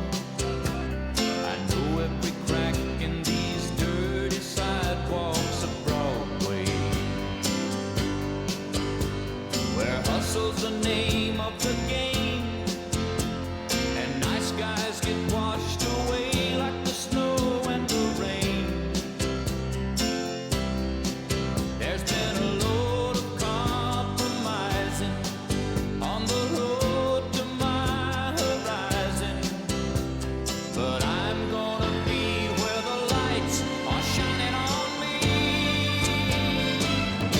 like a rhinestone cowboy,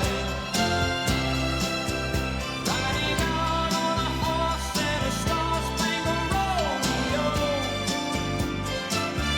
like a rhinestone cowboy, getting cards and letters from people I don't even know, and offers coming over the phone.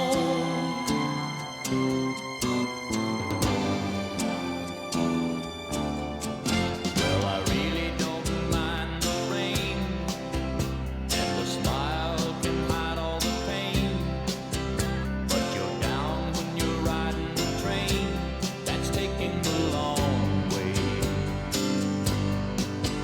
And I dream of the things I'll do with a subway token and a dollar tucked inside my shoe. There'll be a load of compromising on the road to my horizon, but I'm gonna be where the lights are shining on me, like a rhinestone cowboy.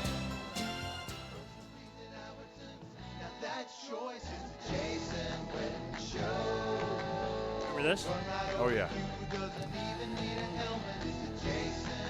Markham Fine Jewelers.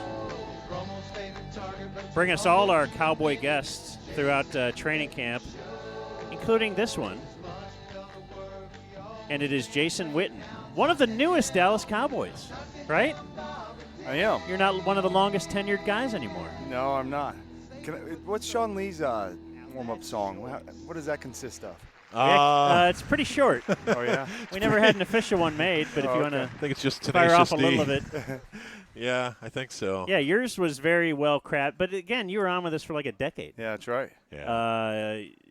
Then you had a little blip. You left for a bit and then came back, and we have quite a history. That's right. We probably talked to you when you were a rookie. You don't remember that. It was a while ago. That's and now a long you're time ago. And now you're. I wonder if you feel like a rookie. I mean, being back out here, it seems like you look like you're having a great time. Yeah, I mean, I'm energized for sure.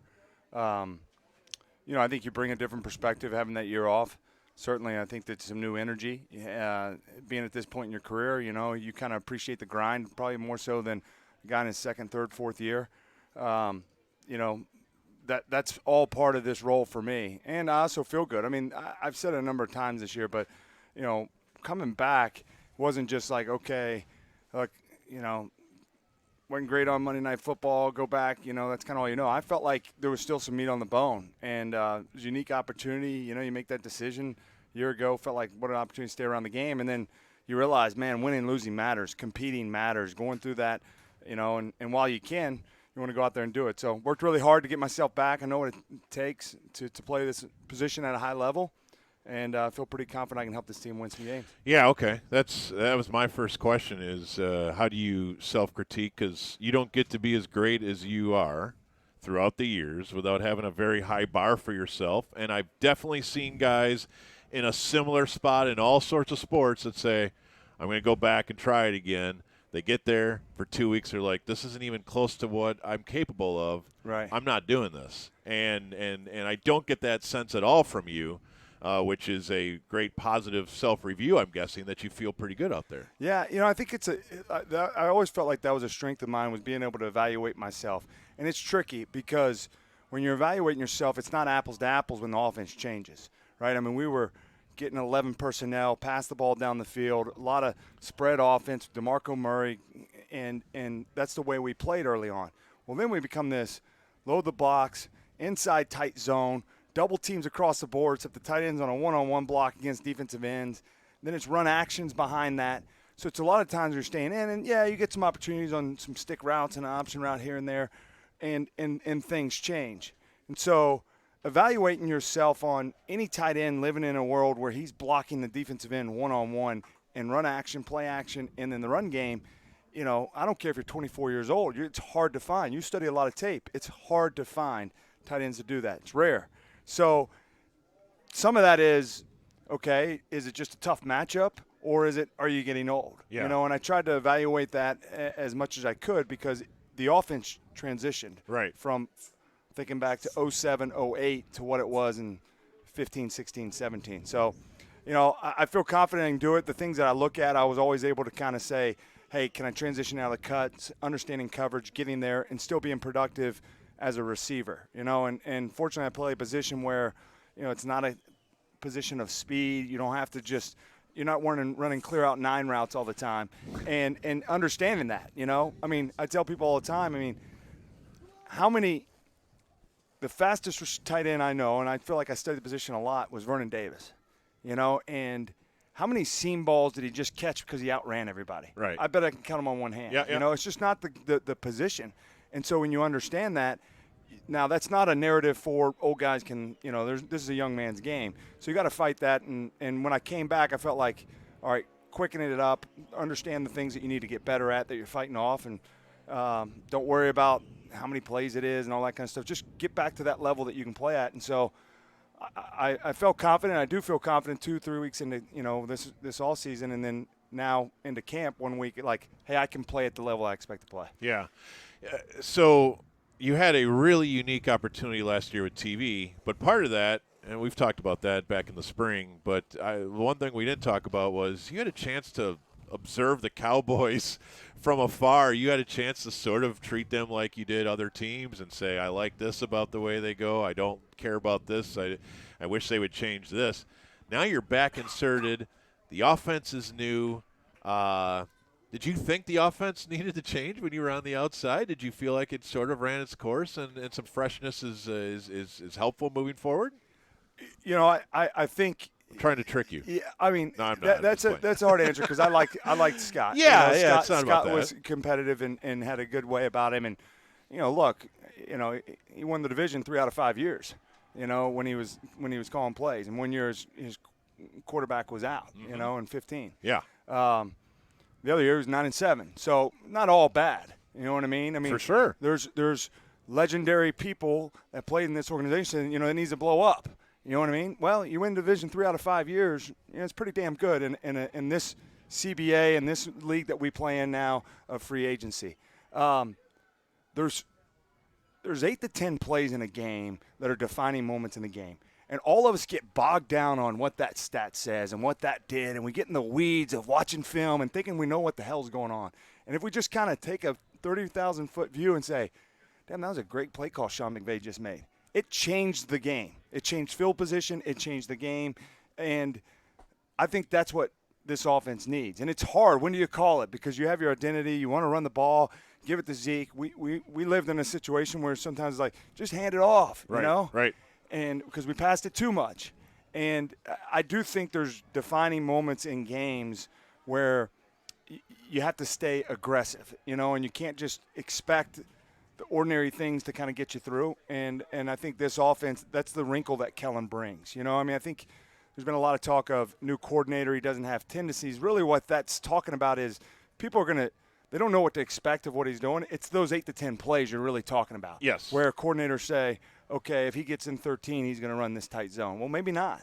Maybe that's not the case. And I think Kellen has a good feel of in-game, just my experience with him as a backup quarterback, and then when he was in there playing of, hey, they're doing this, let's do that. Okay. You know, of adjusting, and specifically I'm talking kind of change of pace, pass game with coverages, or make it look like a run in the pass game that comes off of that. So I think those are the wrinkles that are going to come off of it. That is a completely different offense? No, there's a little bit more pre-snap stuff going on.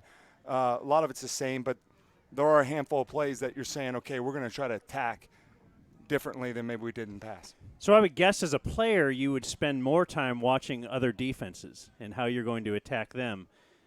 Maybe I'm wrong here. You're going to confirm or deny this. But I would think last year you actually got to look at more offenses than you ever maybe have before. And did that broaden your mind? Are you seeing things across the league? Were you more familiar with offenses than you would have been the year before as a player, just studying all the defenses around the league? Yeah, I think, you know, when you study film a lot as a player, you know, there's all these different concepts, you know, and everybody's kind of running the same concept. Maybe it's a West Coast system, but it's really they're getting to the same spots on the field a different way.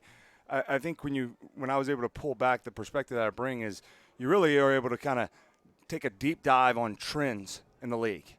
So Kansas City offense, the Rams offense, the things that I felt like those two offenses have done differently. Kansas City is a little bit more the RPO game that they do, getting in space. The Rams is more play action, attacking the field, spots of the field. And then a mixture of that, I think, is New England.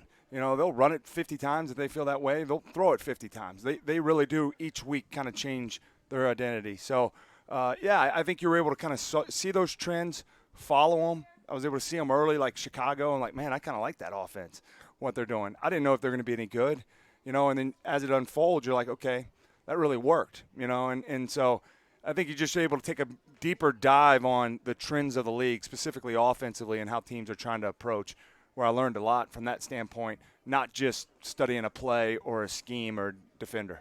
Does that translate? Hi. Does that translate How you doing? as a player like this year? Absolutely. Yeah, I think it does, because one, things that we're going to try to do, adding into this offense, Kellen's the offense is very similar, but there are wrinkles to it. And so seeing these things come, and you guys watch practice, there are some new things that we're doing. You're saying, yeah, I saw that. I like that play that you're doing. And so I think it definitely helps you in how you approach it. And just your overall knowledge of football, I think, just went to a higher level. And I always felt like that was a strength of mine as a player, but you're seeing it outside of just tunnel vision of, I got to block this dude or I got to beat this guy in coverage, if that makes sense. The term they always talk about now in the league, it's a buzzword. You guys definitely talked about it on your broadcast. It's just complex simplicity. Yeah. That's the McVay term. I mean, it's the same look every time, and you just don't know what comes out of that. I feel like that's evolved during your career. And maybe with the Cowboys is we're going to do this, and it's up to you to stop what we do versus the guys on defense are so good now. Confusion is a major tactic, and we can't be predictable, and they can't know what we're doing, or we're doomed probably. Yeah. Well, I think that's it, and they have to marry, because defenses, they got to marry up to each other.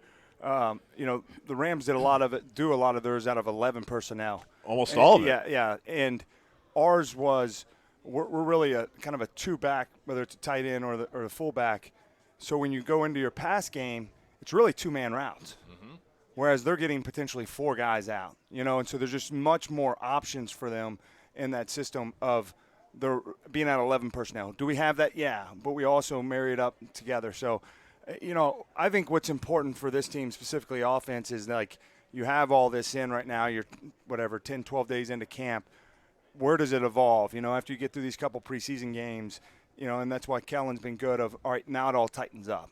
And you've seen some reverses, you've seen some flea flickers, you've seen the RPOs, you've also seen some empty plays, and then the traditional stuff. And then where does it all fit, And I think the biggest thing is, I think I shared with you guys before, but we can have one playbook and all four of us different play callers in the same playbook, and we're going to call the game different. So it's that touch that he brings. Yeah. And that's what I'm getting to of those handful of plays that you do, And I saw it a couple days ago. We install right now. So, like, we're in install 7, 8, 9, 10, 11.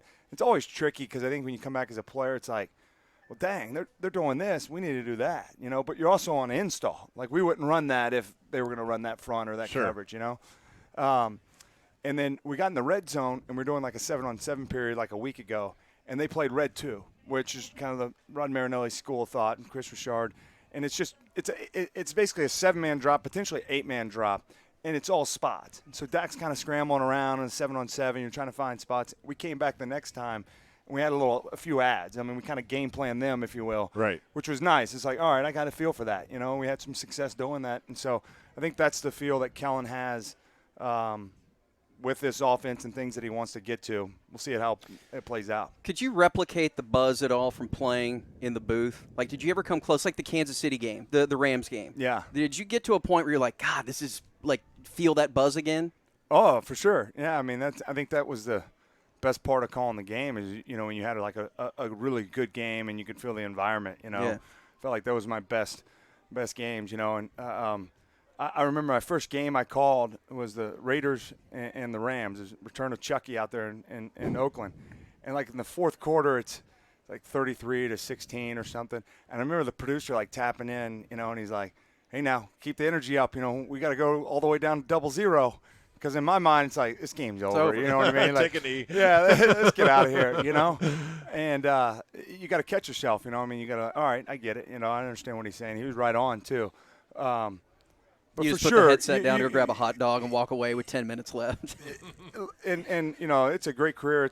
There's an art to that, and I got a lot of respect for the guys who do it at a high level. I just think there's also a part that's like, you don't win and lose there. As great as that Rams-Chiefs game went, I didn't get on the plane like, damn, yeah, boys. We got them today, Yeah. Like, we won that one. Yeah. We kicked their tail, It's like, all right, yeah, we got a good rating. Awesome. That's you guys weird. got some good sponsorship money. You know what I mean? Like, Yeah. You guys know how that goes. Oh, yeah. Don't we need to plug a sponsor right now? Yeah, we actually do. Is it weird to come back? There's lots of turnover in the NFL, so I don't even know how many guys were here 2 years ago. Is it weird to come back and to be, I'm the leader of this team, but there's many guys that have never played with you? Yeah. I don't know that I'd say many. I'd say, there's probably a few. Yeah, 7, 8 maybe. Oh, that's it? Yeah, okay. probably. Maybe it's 10. I think the biggest thing that, you do there is like what was important for me in coming back is I didn't want those guys to feel like they needed to take a step back. Like, oh, Witt's back here. We got a lot of respect for him. Let me, go ahead, man. You run the show. Defer to you. Yeah, and so it was important that hey, this is their time, And I remember being a young player and thinking to myself, like, once this kind of clears out, then like that'll be my time to. And you never want those guys to feel that way. And so I think they've done a great job of taking ownership in that.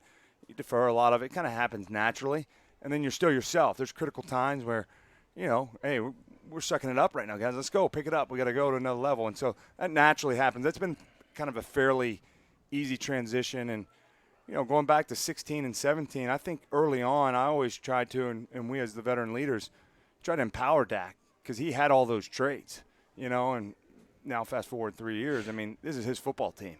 It's clearly everybody understands it's his team, and the core group of those young players.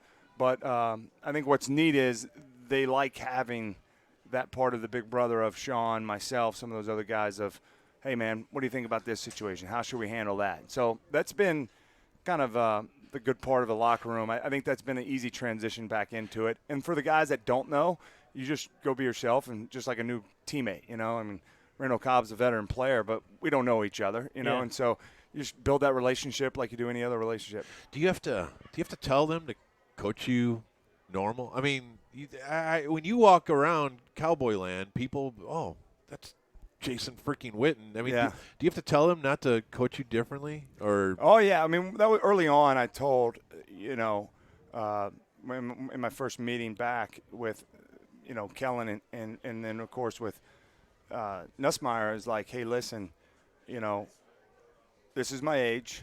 This is the year, right? We all know that. Like, so now coach me like a football player. Okay. Don't make excuses. My standard's really high how I want to do it. So be honest with me. I have a lot of confidence in myself. I'm going to be critical of myself. I expect you to do that. And I think you can't approach it in a way where they're having to walk on shells or, right.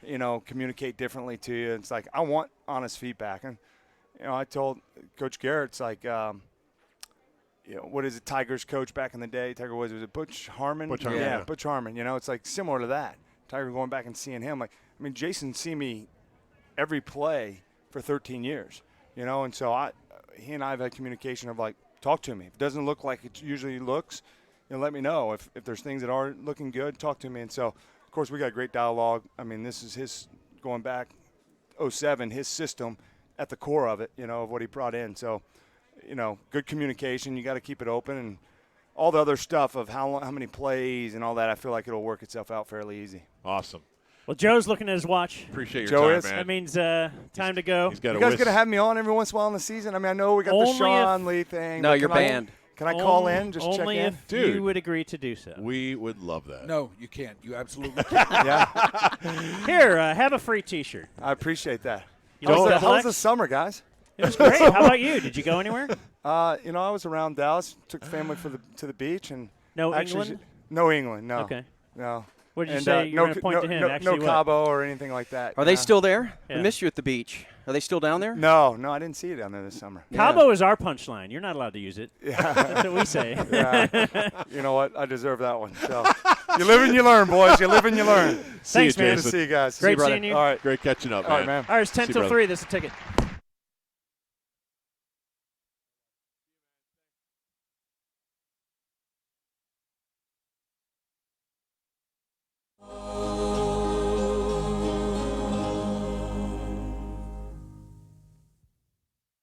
Don't let me cross over love's cheating line. I'm tempted, my darling, to steal you away. Don't let me cross over, stay out of my way. You know that I love you, and I'm not the stealing kind, but I'm faced with heartache at love's cheating line. Don't let me cross over love's cheating line. You belong to another and can never be mine. I know one step closer would be heaven divine. Don't let me cross over love's cheating line.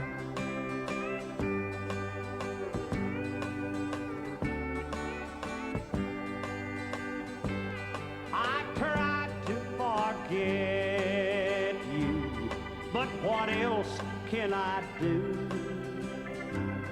when your eyes keep saying that you love me too? I know if I lose you, not a dream will I have left. I don't want to cheat, dear, but I can't help myself. Don't let me cross over love's cheating line. You belong to another and can never be mine. I know one step closer would be heaven divine. Don't let me cross over love's cheating line.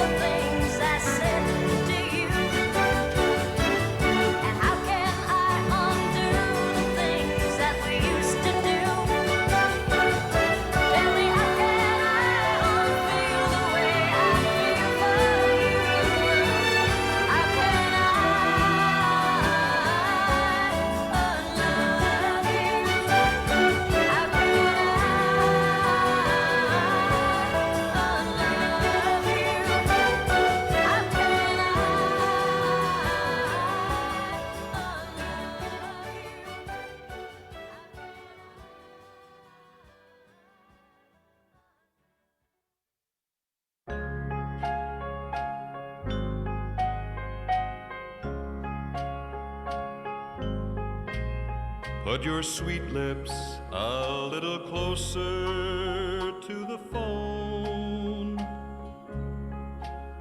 Let's pretend that we're together all alone. I'll tell the man to turn the jukebox way down low. And you can tell your friend there with you, he'll have to go. Whisper to me, tell me, do you love me true? Or is he holding you the way I do? Though love is blind, make up your mind, I've got to know. Should I hang up, or will you tell him he'll have to go? You can't say the words I want to hear while you're with another man. Do you want me answer yes or no? Darling, I will understand. Put your sweet lips a little closer to the phone. Let's pretend that we're together all alone. I'll tell the man to turn the jukebox way down low. And you can tell your friend there with you, he'll have to go.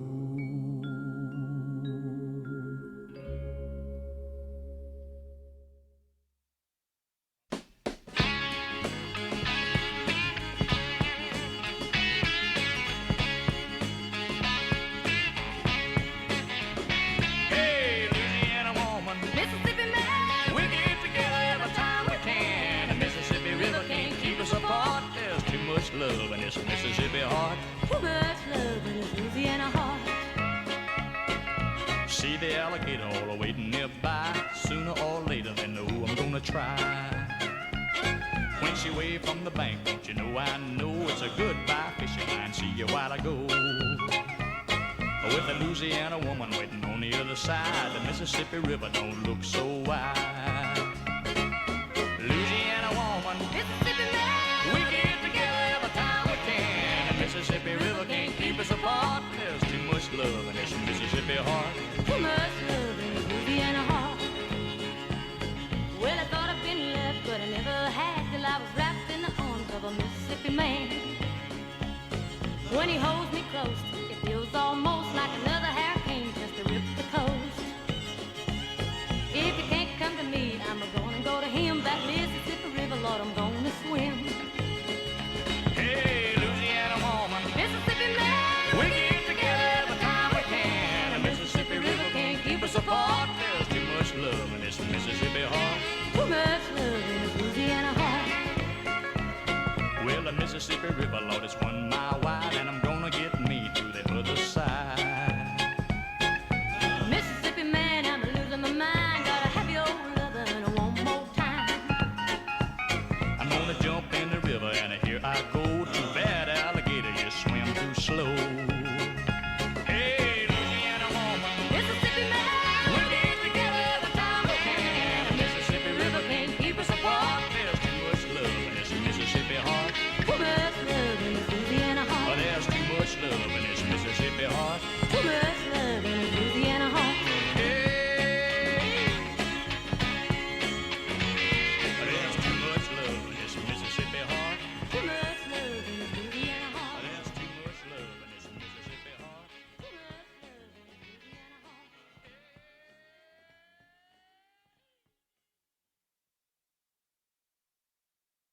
On the wings of a snow white dove, he sends his pure sweet love, a sign from above.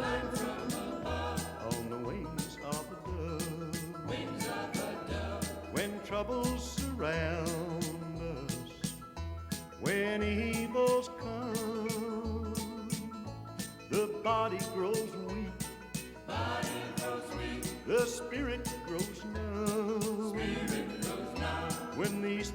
beset us. He doesn't forget us.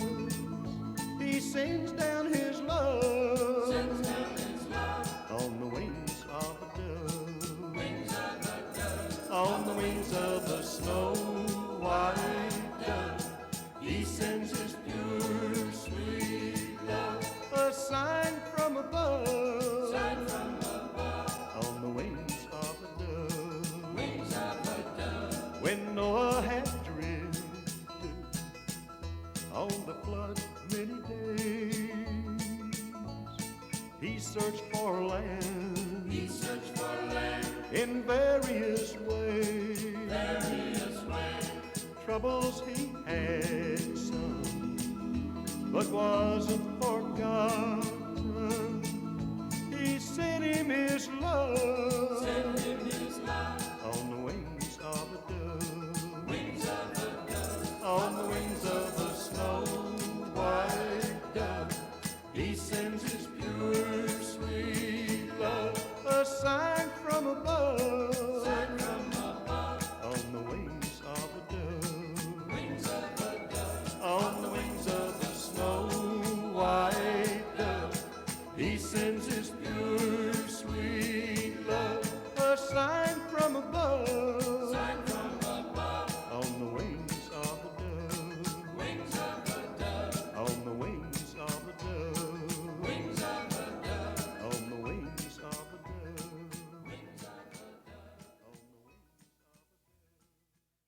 And Dan McDowell. Bobby. My stance on moving back to Wisconsin and doo-doo at work is exactly the same. That if you find me in those situations, something went horribly wrong. And I agree. holding my bottom running in the other direction. Oh. By the way, Corby doo-dooed at the Masters. So sad. Here's Mino. Thank you, Bob. Tito's Handmade Vodka and A1 Locksmith and Security brings you Dan's son. And here they are in our tent. This is my last segment for the next 14 days. Oh, yeah, you're off 15 tomorrow. Days? No, 10 days. I don't know. It's Mike Reiner and Corby the Snake Davidson. Mike, The hard line. Corby. Both Snake and Rye. It's right. Mike, And Corby. my baseball friend. Ooh, me get talk ready, to you. Mike. Ready? Talk to me, Mr. Dan. The Houston Astros this year Disastros. could become the first team if they continue on this pace. The first team ever, or at least since they started keeping this stat in 1955. Are you aware of the fact the Astros have not intentionally walked a batter all year long? I am aware That's of amazing. You are. that. It's astounding. So you already knew it. Yeah.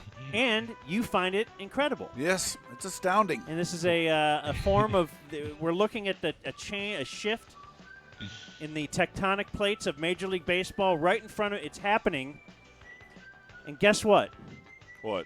No one else cares except you and me. Well, I don't care about anybody else, so I care. Well, I'm glad that you are interested in that stat. Here's a tip for you, McDowell. I think I cared. I got a lot of a huge wave of indifference. When Why don't you I, take a gave that to peek the at boys why earlier. don't you take a peek at who's delivering those orders to not walk anybody? What, AJ Hinch? Nolan. That'd be Nolan. Ooh. Nolan, bro. Well, who knows more about Giving away walking no batters free than the bases, all-time bro. walk leader in baseball history? Intentional, Bob. Oh. Intentional. There's a difference, you know? Yeah. All his were involuntary because he Nolan ain't couldn't gonna do control the that. ball. He ain't gonna do that. So Nolan Nolan strike ain't- your ass out. He ain't giving you a free base. You know what JD does though, don't you? Walk What? everybody. I'd rather have you stick one in his ear. There ain't never been a hitter Nolan was afraid of. You know who JD's scared of? Who? All of them. All hitters? Yep. Wow. Can't get none of them out. I just wanted to say that. Right now, if you had a guy to go fight in Vietnam, would you choose Nolan or JD? Do you think that's an unbreakable record? What's that?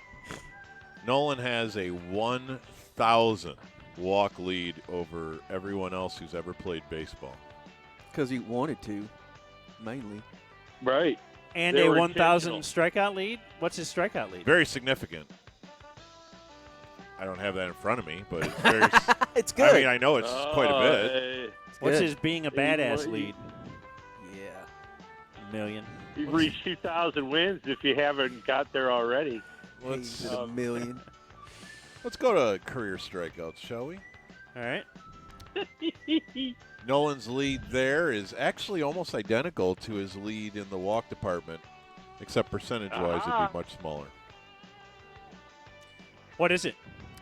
What's he got? About 900. 5,714. Randy Johnson is second, 4,875.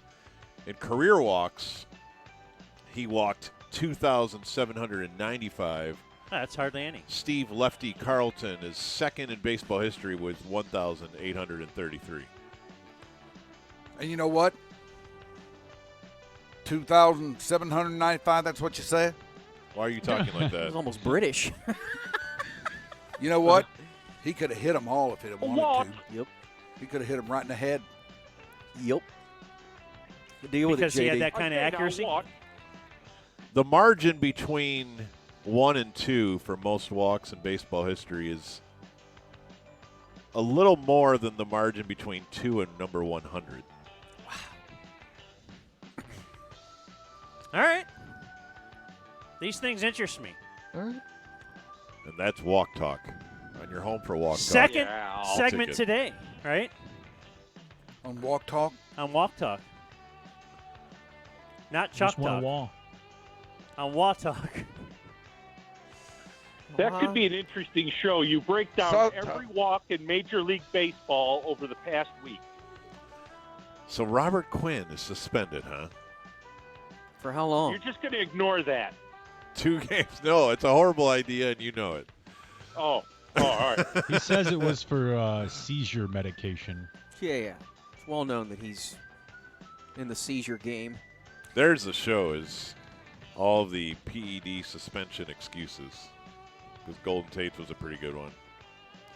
Today is Thursday, August 8th, 228th day of the year. 145 days left in He's like, 2019. I was recovering from my taint. On this Go day on. in 2006, Roger Goodell was chosen as the NFL's next commissioner. My testosterone levels must have been raised from all the work I was doing in Cambodian orphanages all off season. You mean Roger Badell? Ooh, that's a good one. I was going to say, though, he kept his job until he never was make it. forced to resign. Yep. I think you guaranteed that a couple years ago. I thought that tape would take him down. He's Teflon. He is. The Russian tape. Right. Yeah, what if that? Would you just take that as a backup, Jake, that, look, it's not Trump, but it's Goodell? Sure. I would, too. And would watch. I but would, I'd too. prefer the Orchids of Asia over all of them. Would you have I have would watched too. the Robert Kraft video? No, I will Hell not. yeah, I Me? would. I will not. I would have made it like a GIF. Hell yes.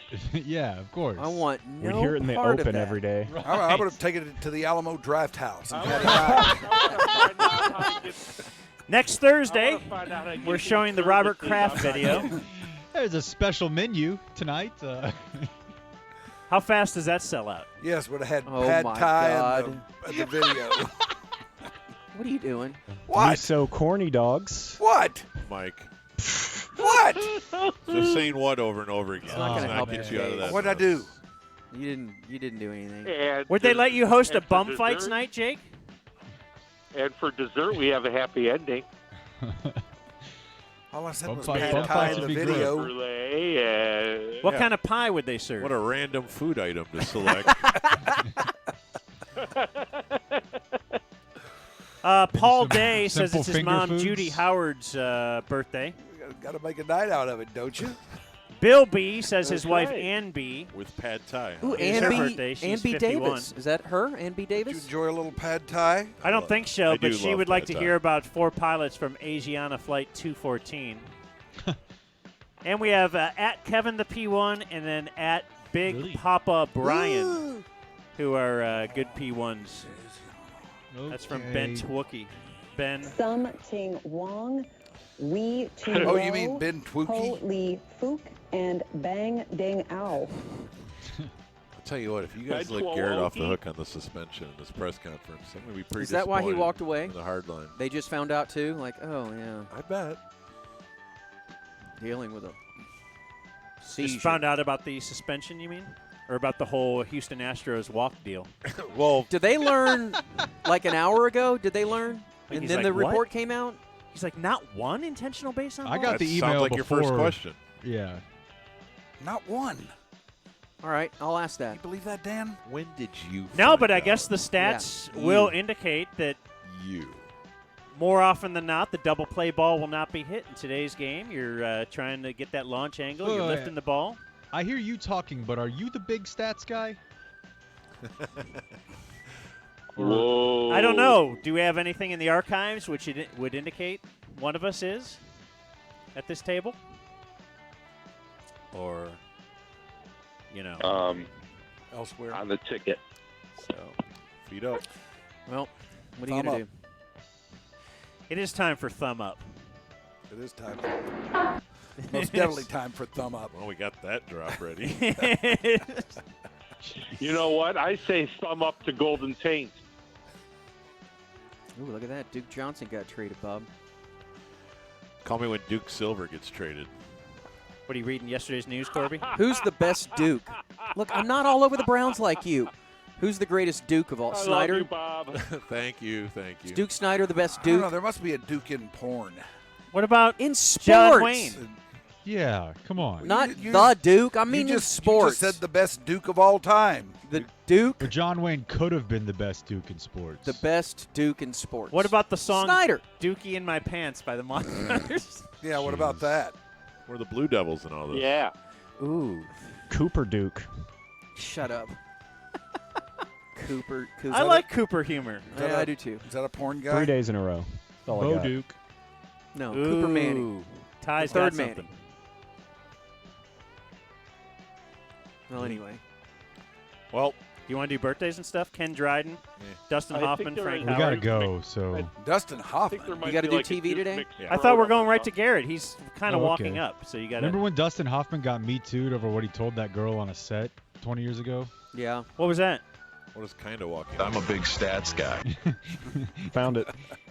Boy, listen. I don't now. even think got in I don't trouble. think you could even clean it up to read it on the air. Feels like I just got done smoking a pack of Marlboros there, doesn't it? Let's hear Pete I'm a Rose's. big stats guy. I'm a big stats That's you? guy. Let's hear it again. I'm a big stats guy. Yeah. Golly. I've never heard you sound like that. When was that? I was artificially lowering my voice so they would think I was a real man. Oh, did you guys ever cut They off were the Donovan frog inseparable. from? I heard the Hardline had a guest yesterday. The that Tony gave us a- Pollard frog. Yeah, we're going to yeah. do that today, as a matter of fact. You're going to compare that to 5:30. Donovan frog? Yes, we are. We are. Because it was a pretty Well, actually, epic one. well, we called it. Might have been a long question that wasn't a question, too. Well, yeah. We've It was a position statement. We'll analyze that. No, What'd you just what say? it was is it was a deep sea fishing expedition just to get something out of the guy. But that Stuff question, that's what it was. That question didn't quite work. Well, you didn't have any better ideas. Let's recast. Oh, how's that? man. What's that Don't been already like turn for on you- each for other. you? Wait for the segment. Have you to been start. involved in that and all? Yeah, how come you haven't been asking players how they've been involved in that and all? 'Cause I got Oh, better how's stuff that, now. What's that been like for you? Have you been involved in that and all? All right, I'm going to get out of here. I'll see you in 10 days. Will you watch the Astros every day while I'm Legend. gone just to see if they intentionally walk a batter? Are you gone next week? Yeah. God, you You're party. You're going on He's vacation always during leaving. training camp? Yeah, I'm going to Abbey Road. What'd you call the last 2 weeks?